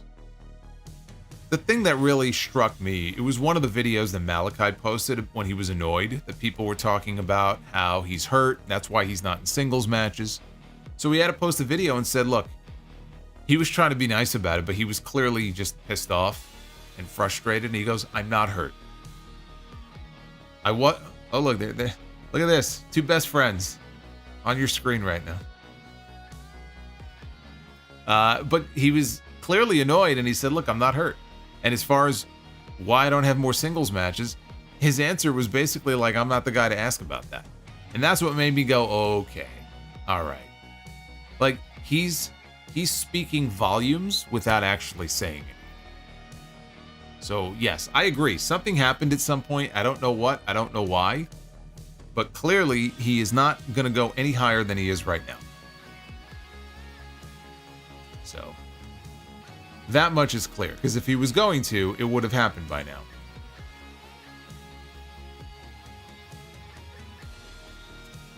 We got Oz and Glorious again says, sometimes Tony Khan's like a guy with a garage full of Italian supercars that prefers to drive a modded out Toyota Camry with racing stripes just to prove a point. That's quite the analogy there.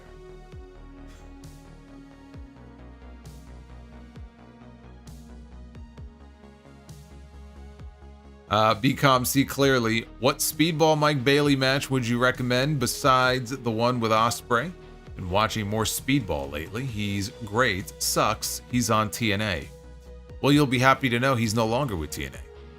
He is out of TNA as of the beginning of November, and I think I don't know if it was a non-compete or what, but I think he's officially free and clear now, and the belief is he's on his way into AEW. So yes, he is no longer with TNA.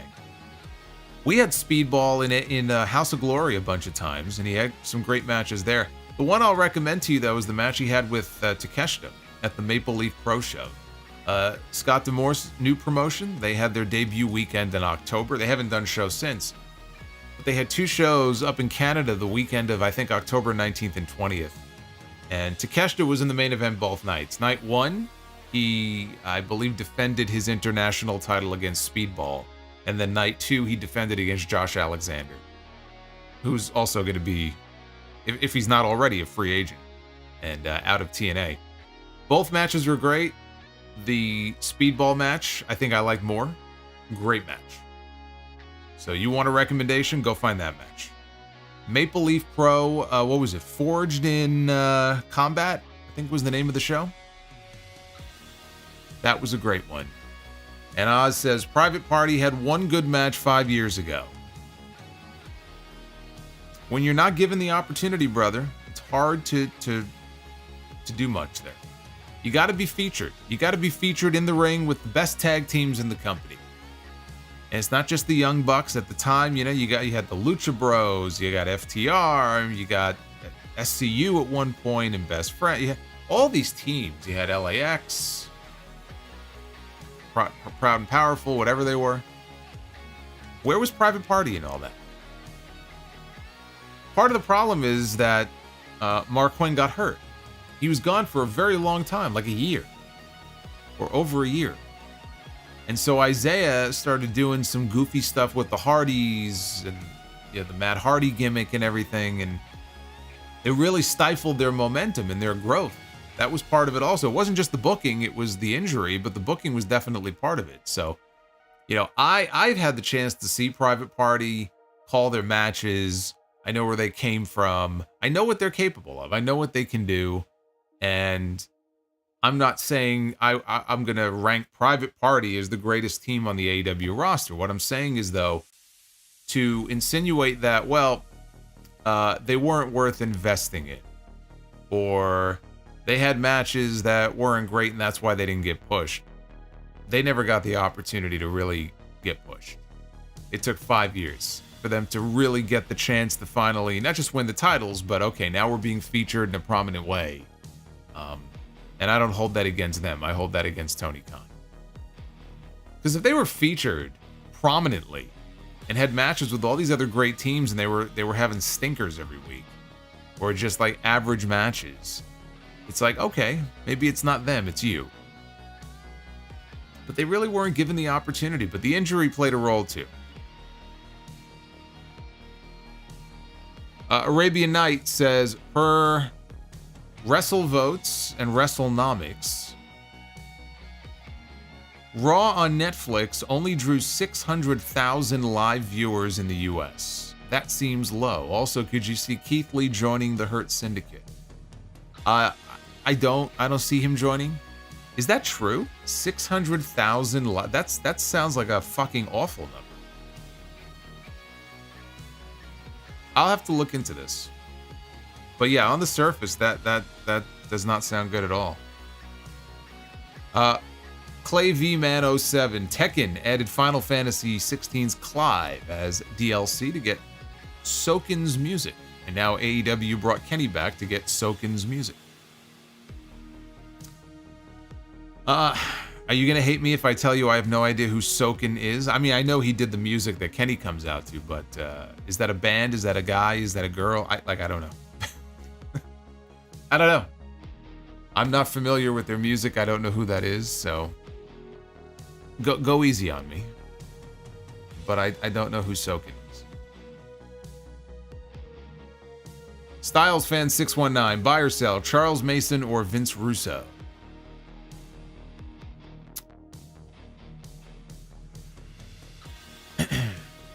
Is it true that Noah Mark watches German Schieß videos? I don't know. You have to ask Noah Mark. What are you asking me for? Whatever he's into, I don't want to know. Base Beerus, thank you for the $2. OM2 cool. I love how Cornette calls him Wheeler Useless. Is that what he calls him?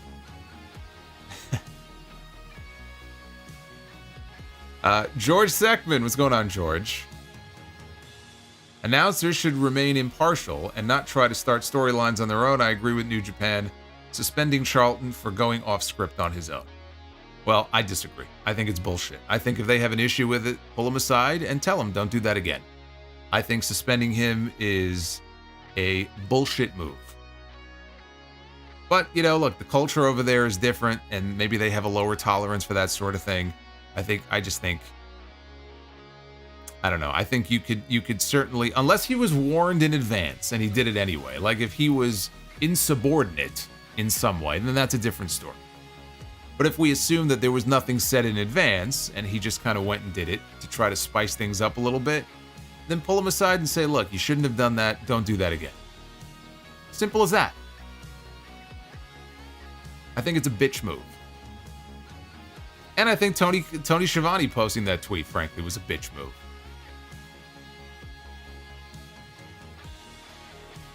Oz and Gloria says, I'm sure everyone will treat Hobbs' impending loss to Moxley as graciously as they did when equally boring big guy Wardlow lost to Samoa Joe clean. Well, you got a lot of bad opinions tonight. So you're denying that Wardlow was super over at one point. See, you're just being blind now to that.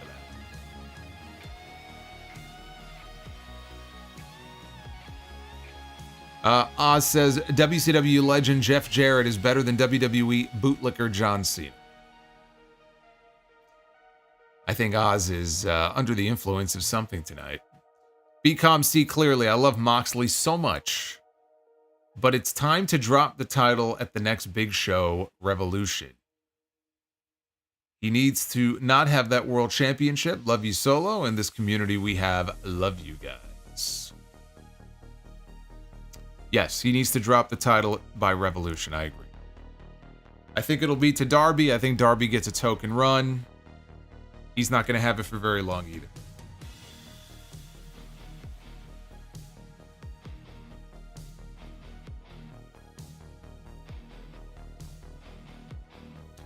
Thank you, brother.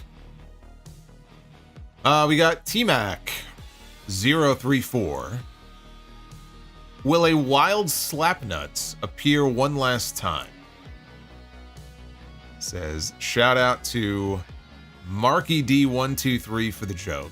Jeff Jarrett is tripping if he thinks that he should win the AEW championship.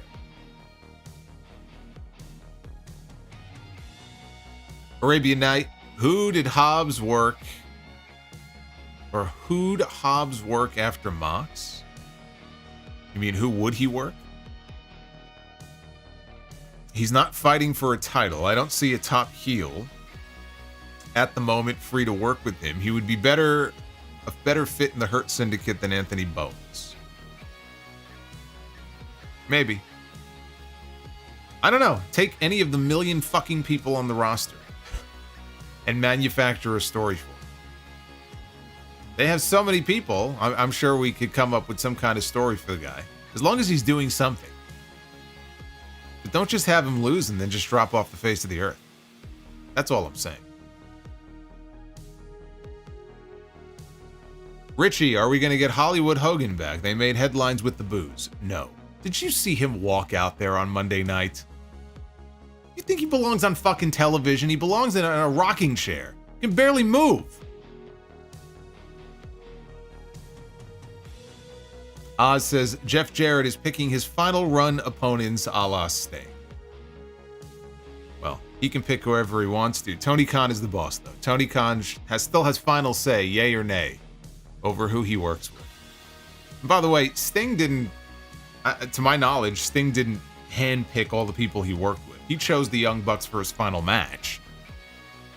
But Sting wasn't showing up with like, hey, I got a list here, Tony, of all the guys I want to work with. And John Cena has said he's not lobbying for any opponents. He's just going to show up to work and do what he's told. Maybe Jarrett is doing things differently.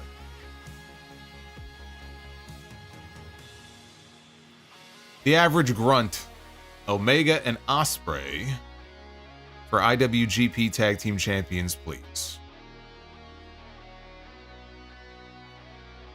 Styles fan, do you see the FS1 lawsuit and the Joy Taylor stuff? No. No, I have not read about that. Oh wait, are you talking about the Skip Bayless thing? Is that the Skip? Okay, I did hear about that. I don't know all the details. I just read that he offered her money to... Well, I mean, just the thought of it makes me want to fucking puke. But if that's the Skip Bayless thing, yes, I did hear about that. And I don't like Skip Bayless anyway, so fuck him. That's my thoughts on that. Insecure Skeletor. I was at the show tonight. I hope we came across well. I see Omega back to feuding with Takeshita for the international title. You see the Bucks trying to get with Kenny when they return. That's possible. I don't see Kenny going after the international title, though, because I think they're building to him and Okada for the Continental title. And if he's going to wrestle Takeshita, he's going to have to win. Because Kenny should not be going in there and losing to Takeshita. Takeshita already beat him. If they run that match back again, Kenny's going to win. And Kenny Omega doesn't need the international title.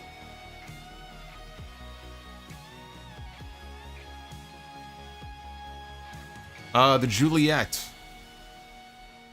Had to hear the new super chat. Also, to everybody in the path of the California wildfires, stay safe. Thank you, Juliet. I hope you are having a wonderful night. Takeshita beat him twice. That's right. Thank you for reminding me. So do you honestly believe that if you get these two back in the ring for a third time, it's going to go the same way it did the first two times? I mean, my whole thing with the Continental Classic, when I thought they were teasing something with Okada and Takeshita, was that they would meet in the finals. And you could merge, you could unify the two titles. So I mean, I suppose you could always have Kenny go in with a belt and have Okada go in with a belt and just unify them, but I don't get the sense that Tony Khan wants to do that. Justin G gifted a channel membership to the Winston Slip. Very kind of you. Thank you, Justin. M. Mill. Wow, look at this. Oh wow! I just know. I just noticed we hit our super chat goal, and I guess M Mills has a lot to do with that. M Mills just went crazy, came in with a 25, a 20, and another 20. M Mills is on a roll tonight, and another 20. You are amazing. And another 20. And David also with a 20. I see you two were tag teaming here to try to get to, although she was doing a lot of the heavy lifting here, it looks like, these last 15 minutes. Holy shit. Hey, Unregistered Hypercam says, BS equals bullshit, the Charlton stuff. I see. Okay. I see. Well, it looks like we're doing at least 2 rounds of Be the Booker. I mean, did we hit the likes goal? We did. Wow. Okay, so we're doing... You guys are getting 3 rounds of Be the Booker tonight. I guess you guys really wanted to be the Booker. David, thoughts on the Rock promo on NXT last night? That's what happens when you go out there with no fucking clue what you're going to say. It was very clear to me he had no plan whatsoever. He just went out there and just completely riffed off the cuff. Not saying it was bad. I mean, it was, you know, I'm sure if you were in the live audience, I mean, he was dropping F-bomb after F-bomb after F-bomb. I'm sure they posted, by the way, the full uncensored version of that on the CW Network YouTube channel. So if you want to hear all the cuss words not get bleeped, you can go on there and watch the segment. I mean, it was a whole lot of nothing. It was just they wanted to pop a rating, and guess what? It worked. NXT did its biggest number in 5 years. They did 957,000 viewers. And I had people tweeting me going, you see Solomonster NXT, man, it's the hot show. You got to start reviewing it again. I'm like, dude, the only reason the show did 957,000 viewers, I promise you, had nothing to do with Julia or Trick Williams. Nothing. It's called The Rock was promoted to be on the show. And next week, it'll be right back down to earth. So do not mistake that number for anything other than what I call the Rock Pop or the Rock Bump. That's what that number was. It's a great number. But the only reason the number was that high was because The Rock was on the show. So the promo, I thought, was really not much of anything. He didn't say anything in the promo. What did he do? He clearly was irritated by the people who were complaining about him and Cody Rhodes hobnobbing on TV. And so he lashed out on that. And then he just said a whole bunch of nothing. He did a Rock promo, like a Rock promo off the cuff. That's what it was. I didn't think it was anything special. But people lapped that shit up. So good for them. BComC, clearly, are we really doing this Cope thing? Toni, chill. It's his idea. This is what he wants to do. So we're getting Cope. It is what it is. DEH Sires, that viewers is not real, and no one reported that aside from Samba TV, which measures viewers from certain smart TVs. Total viewership comes next month. Yeah, I mean, I find that very hard to believe. There's no way that Raw, with all the promotion and everything, and all the people on Netflix who would at least check it out, part of the episode out, there's no way they did only 600,000 viewers. Like, I don't even believe that. If it was real, though, it's a terrible number, but I don't buy it. Duff's Vid, since we haven't seen the AEW World title belt since John won it, do you think we'll see a new design after he loses it? Why? It's a great looking belt. It's probably the best looking title outside of the Winged Eagle in all of wrestling. Why change it? It's one thing to change a title if it looks like shit. The AEW World title is one of the most beautiful looking belts actively right now on any wrestling show. It's a hell of a lot nicer than the giant WWE logo belts. Why the hell would you change it? BComC, clearly, I love Adam Copeland, just not the Cope thing. It's annoying, and they're laying it in. And go Hobbs. Surprise the haters.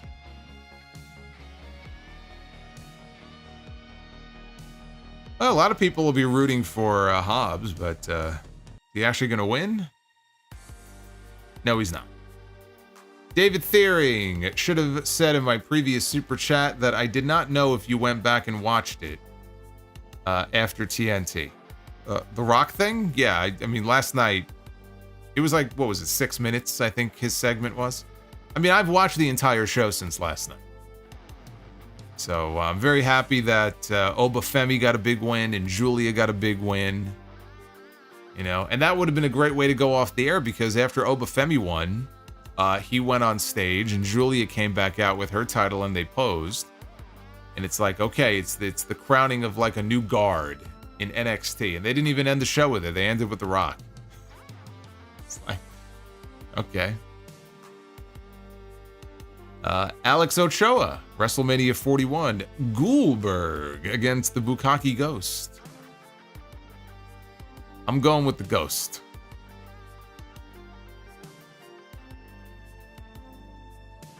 Creflo Dollar.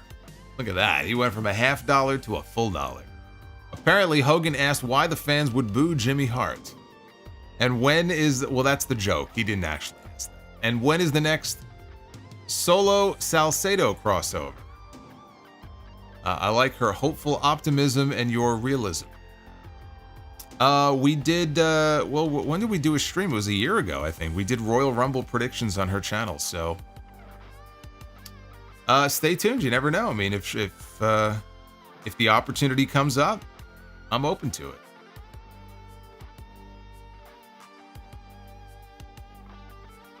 And Styles fan says Skip Bayless wanted to sleep with a hairdresser who filed the lawsuit. She also talked about how Joy Taylor slept her way to the top of FS1. All right, so I didn't know that part of the lawsuit because I just don't care. And I've just been avoiding just a lot of just news in general. I'm just not really paying attention to anything right now. So, but yeah, the Skip Bayless thing I did hear about. So, couldn't happen to a nicer guy. I just never cared for him, and he has said a lot of stupid shit over the years. I just never liked the guy. So if it turns out that's what he did, I'm not surprised.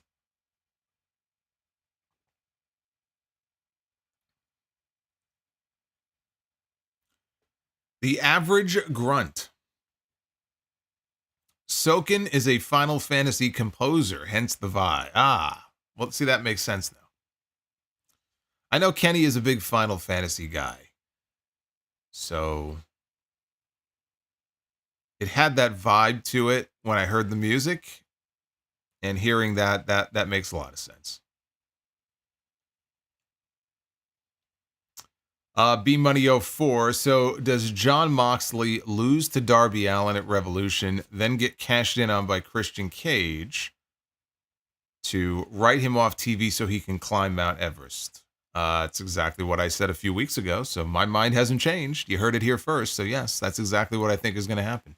That's why I said I think they do Moxley and Copeland at Grand Slam.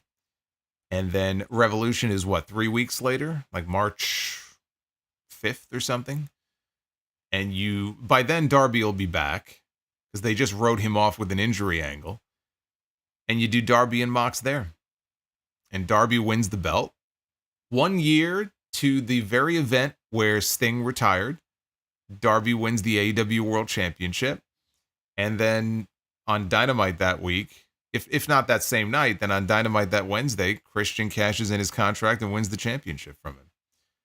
You do an angle to write him off so he can go off to begin preparing for the climb, because he's committed to doing it. The only reason he didn't climb last year is because he broke his foot in that match with Jay White. But the climb would be in April if he does it. So not a lot of time left between now and then. And usually I think it's like a 2-month climb. So you give him that token title run, you get the belt off Moxley, and then you just kind of go from there. Whatever the sequence of events then is, from Christian to whoever comes after Christian, I don't know. I mean, we could come up with any number of names who should be, AEW World Champion this year, like Osprey. But if that happens, I don't see that happening until later in the year. But I think that's how it plays out. Yeah, I think it's going to be Darby at Revolution.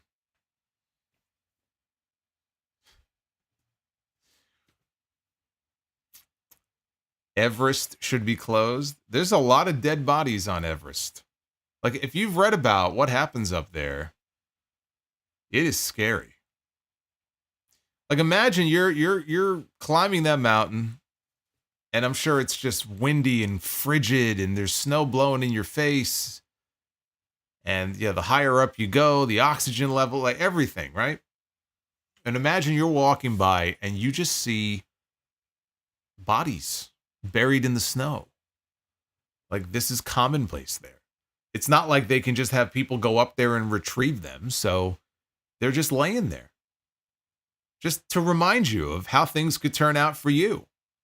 Right? I bet those people, when they climbed up there, thought they were going to come back down, and they didn't.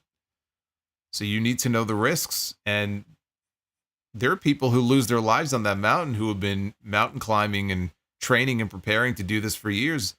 Darby's been doing it for probably a handful of months. I mean, I know he likes to do crazy shit, but I hope he knows what he's doing. That's all I can say. I hope he knows what he's doing.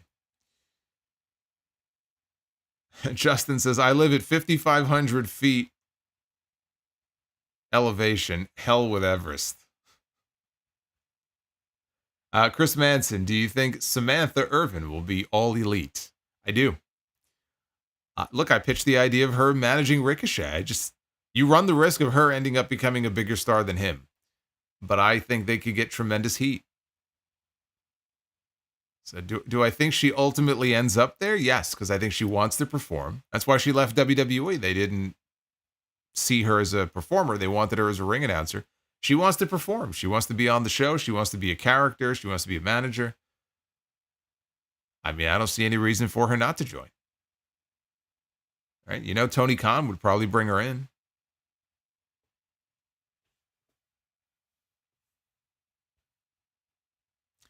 Mount Everest equals one of the highest graveyards in the world. It probably is the highest graveyard in the world. What else would be higher?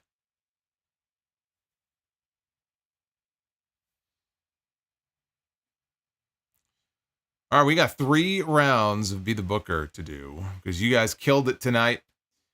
My reward to you. Let us begin. Ladies and gentlemen, it is now time to Be the Booker. Oh, it's time, baby. It's time. It's Vader time. It's time to be the Booker.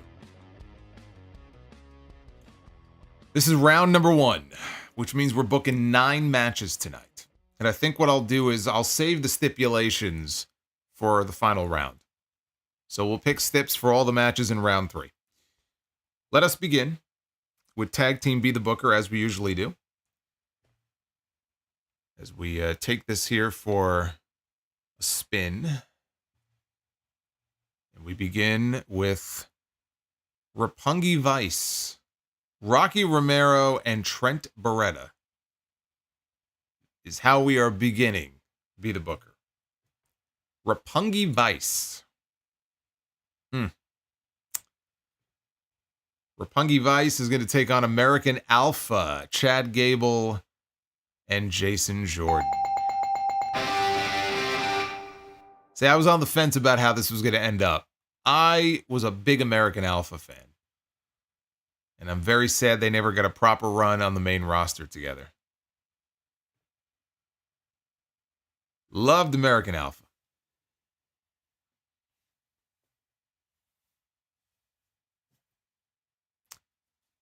When was the last time we landed on who? Power Spying Games. American Alpha? I think we landed on them once before. Women's Be the Booker. I know we've chosen this woman before. We have Emma. I don't think Emma's even wrestling anymore.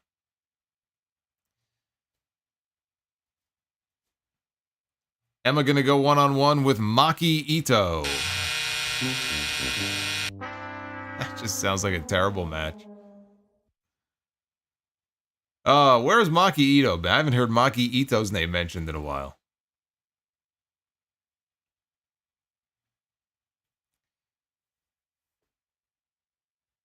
Men's Be the Booker. Our first main event of the evening begins with Arnold Schwarzenegger, the Terminator. Look at this, the Terminator is in the main event. The governor. They call him a governor, too. I bet he's glad he's not the governor right now. Wouldn't want that headache. Arnold Schwarzenegger is going to step in the ring against... Uh-oh. Tony D'Angelo had your opponent whacked. Choose again. Carefully. Somebody is sleeping with the fishes. I don't know who it was. We got to choose again. Somebody bit the dust.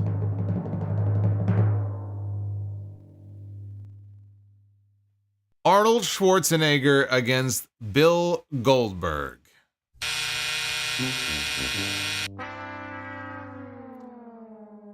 Look, everyone, it's Goldberg. Talk about the blind leading the blind. My God, the injuries that would take place in this match. It's just the absolute state of this main event. Yes, Goldberg is with us. If you missed that great moment on TNT last night, I was talking about Goldberg and Gunther. And for some reason, I said Goldberg. It's like I merged the two of them together. And we had a very nice laugh about Goldberg, which I actually think is quite an appropriate name for him to use here in this final run that he's going to have this year.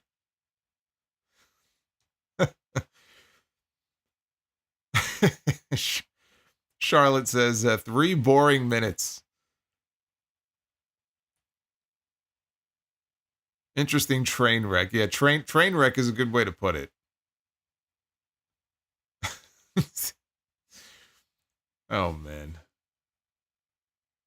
You knew I wasn't giving the bell to Goldberg in my main event. You had to know that. We begin. Round number 2. You're getting 3. This is round 2. We gotta do better than that. Let's see. Let's see those Goldberg emojis, everybody. Let's see the ghost. Couple of weeks, Raw's gonna be in Atlanta. Goldberg is gonna be back. Get ready.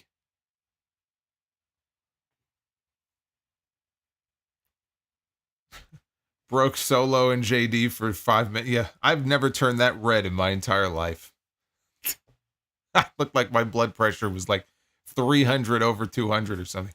All right, tag team Be the Booker. We have the fabulous Rougeau brothers. But see, this is from my favorite period where they had the little American flags and they were mocking everybody. They were the All-American Boys. They had great theme music, too. The fabulous Rougeau brothers.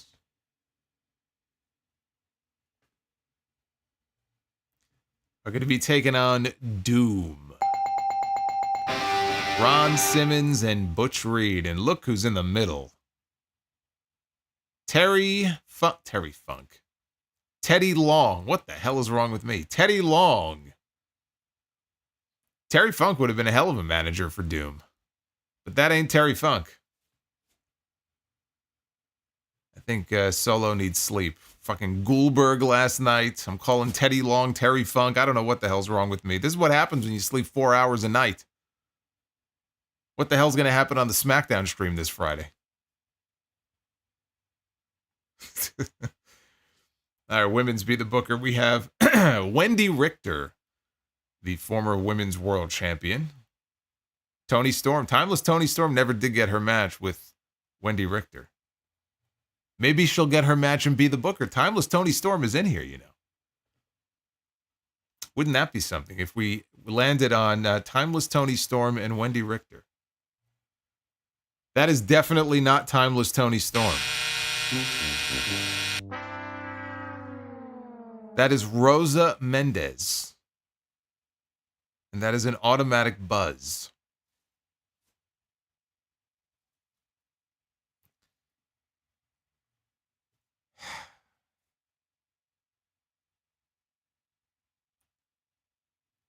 All right, our second main event of the night. We already buzzed one main event. We need a winner here. All right. All right. We have the Monster Abyss. Points to whoever remembers the name of the giant board with the nails in it that he's holding in his hand here in this photo. We have Abyss.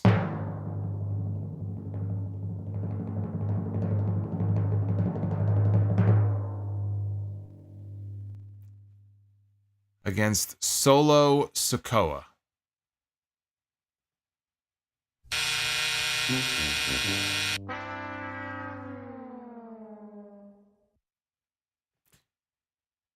That's not a main event. I don't give a shit what anybody says. That is not a main event.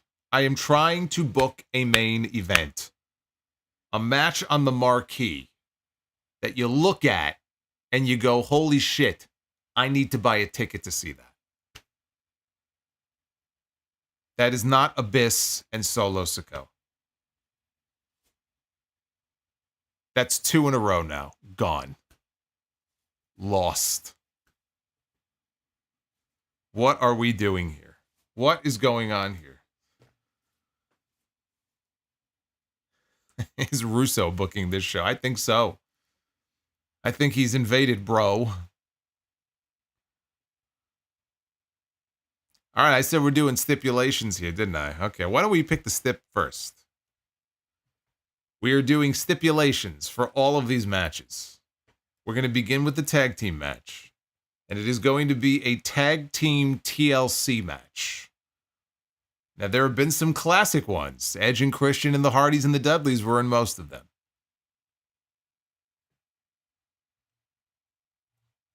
Let's see. They're in here too. Edge and Christian are in here. The Hardys, the Dudleys. They're all in here. So let's see. Oh, for God's sake. God. We have the Butcher and the Blade. The Butcher and the Blade in this TLC match.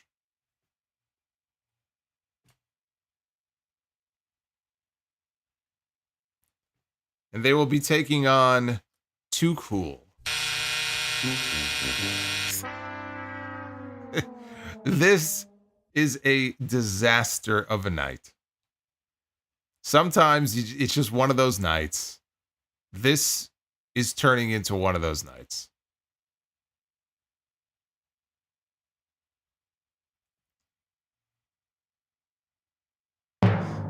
No, get out of here. Getting ahead of myself. All right, women's match. This is why I don't gamble. Like if I went to Vegas or I went to Atlantic City and I hit like the craps table or the poker table, you know, I'm like blowing on the dice and like this is what would happen. I would lose my shirt. Okay? And ain't nobody need to see that. This is why I don't gamble. Oh, for fuck's sake. Jesus. All right. So. We land on a pole, bro, as our stipulation for the women's match. What is going on here? I don't know what's going on here. But apparently we're putting, are we putting 2 women on a pole? I don't know what we're doing here. We're having a pole match, everybody. So the 2 women we land on are going to be basically, I guess, pole dancing. They're going to be pole dancing. That definitely is a Russo stipulation. Vince Russo has struck again. Yes, he has.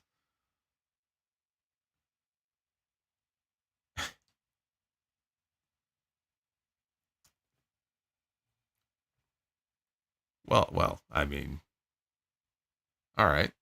We've got Eva Marie. All Red Everything is going to be in the pole match. And Eva Marie and well, I mean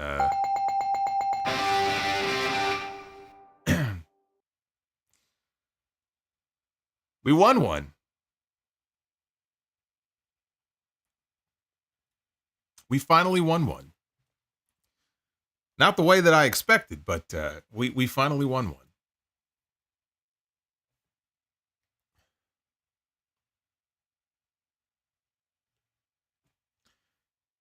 Now we come to our third and final main event of the evening.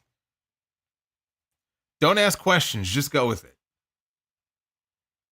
That wasn't a wrestling match. Here we go. Stipulation for our main event. This main event is going to be a stretcher match. It's going to be a stretcher match. Now we find out who it's going to be with. Are you ready? Here we go. I'm blowing on the dice. I'm rolling the dice. Fuck off. Fuck you. You fucking fuck. How did we go from On a Pole Bro to Vince Russo in our main event?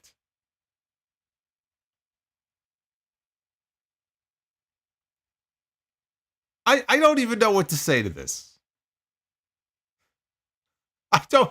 This truly has been invaded by Russo tonight. This has been the Russo takeover of Be the Booker. Yeah, we have gone full WCW 2000 on this stream. And this is a stretcher match, by the way. Don't forget. I can think of one person who would love to put Vince Russo on a stretcher. He's in here too. This is going to be very interesting. This is going to be interesting. Vince Russo in a stretcher match against Alberto Del Dipshit.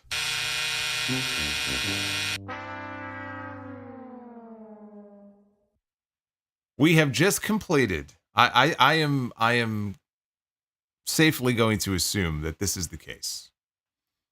That we have just completed the worst series of Be the Booker rounds in the history of Be the Booker.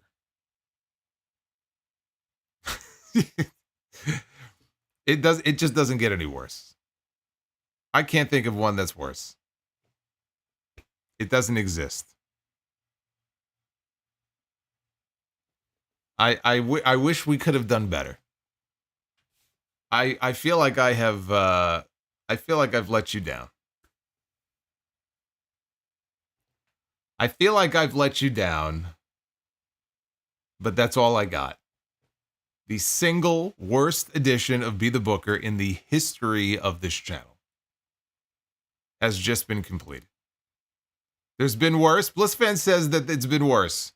I find that very hard to believe. We've had worse matches, but it was just one round of shit after another.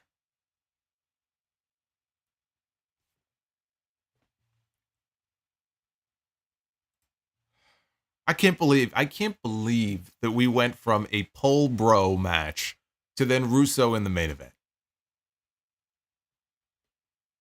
How does that happen? Won't be coming back to watch this promotion. We just killed the territory. We killed the town, is what we did tonight. Congratulations.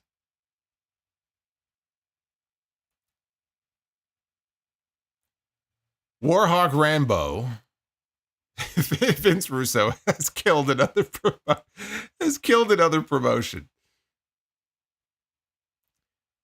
What is that, number 2, 3? Warhawk Rambo says, is Natalia Markova in Be the Booker? She is not. She probably should be, though. She used to be our House of Glory Women's Champion. And Richie, buy or sell, Eva Marie or Mandy Rose. Also, Mandy Rose. Also, what was The Rock bothered by on NXT? No, he was poking fun at all the people who were bitching the night before about him and Cody being friends and drinking tequila together. And, you know, he said, basically, shut your bitch ass up and enjoy the ride that The Rock is taking you on. That's basically what he said.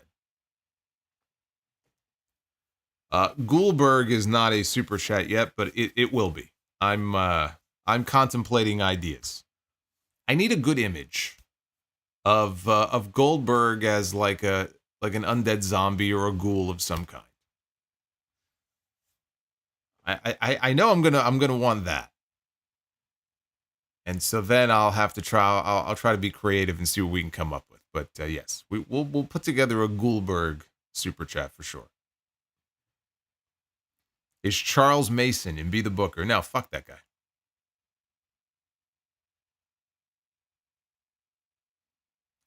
Russo put himself over.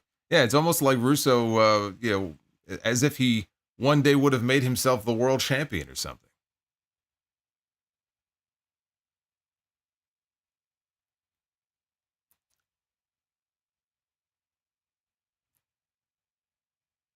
Solo's card is still better than Hell in a Cell in 2019.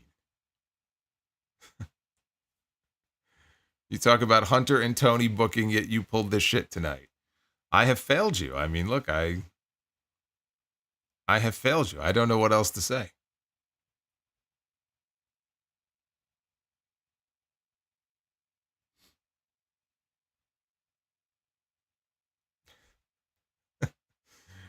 Is Chuck Norris and Be the Booker? No. I may have to take Arnold out because I feel like we've landed on him a whole bunch of times.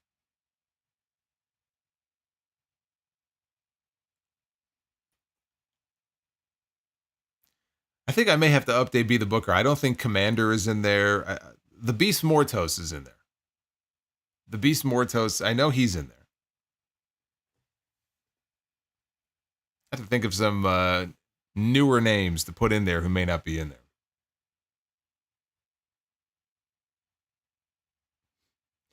Well, thank you guys. Thanks for all the added rounds of Be the Booker because look what happened. But at least we hit our goal.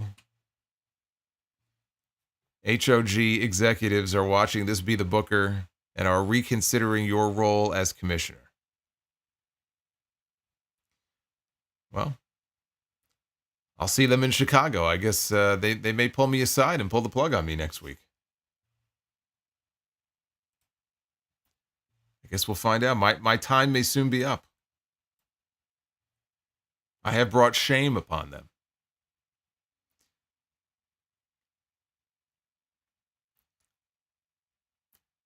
James says he's going to be having surgery for the first time on a broken wrist, and he is scared. Wish me luck. James, you're going to be fine. I am sure that everything is going to work out exactly the way that it's supposed to. It's nothing to be scared about. I assume they're going to put you out for it, so you're not going to feel anything. And I've had surgery before, and I made it out okay. So I know you will too. So best of luck.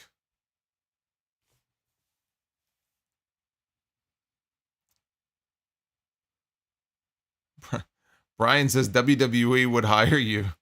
No, they wouldn't. Don't show Amazing Red this Be the Booker.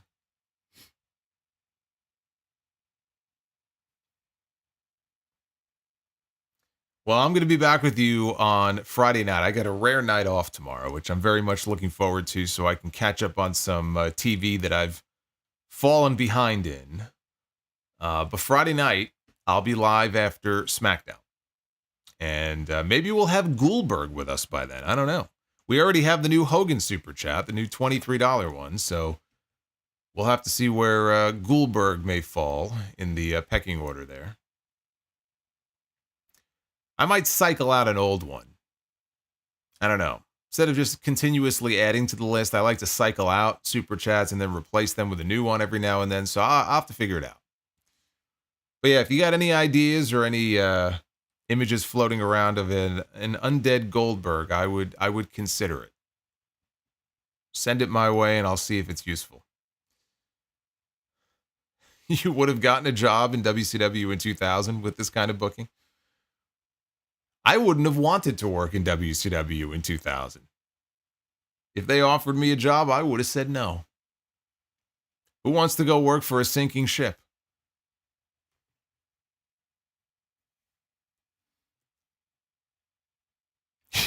You can get rid of the learning tree. What do you think? Is it time? Is it time to cut down the learning tree? I don't know. People seem to love it so much. Oh, look at Steve. Steve's already on it, man. Steve Mello. Shout out to Steve. He's already on it. Am I gonna like it? I gotta really like it though. See if I'm gonna use it. He's gotta look like a ghoul though. It's gotta have some kind of like ghost element to it. We'll see. I'll have to take a look at what he sent me. He already sent me something. This guy works fast. He doesn't mess around. I like it.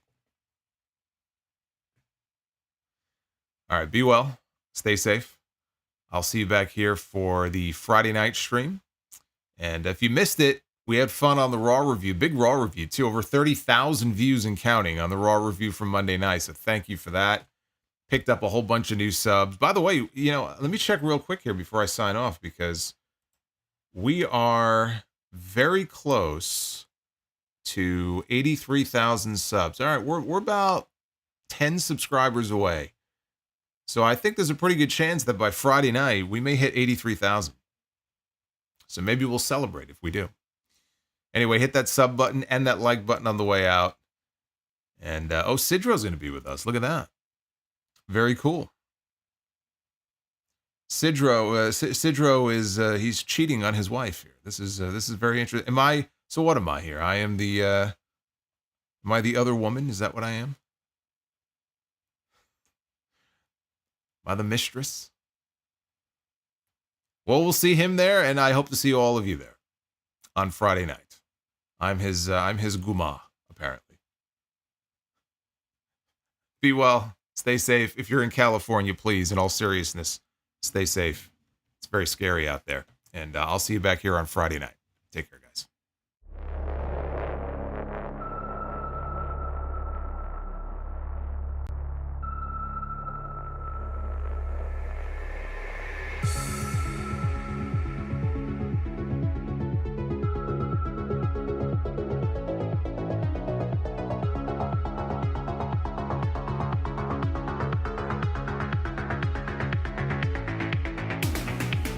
Silent victims have we all. Muted anger with our backs against the wall. Close your eyes and what you see.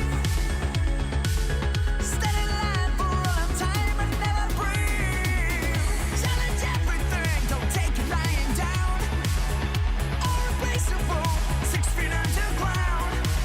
It's time to be afraid, lost in paradise. Going nowhere now, we're running for our lives.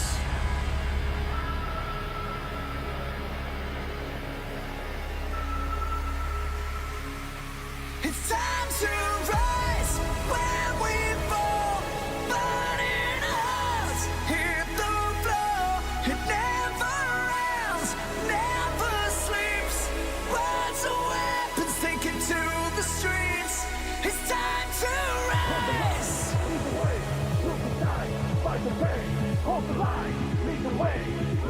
It's time to rise.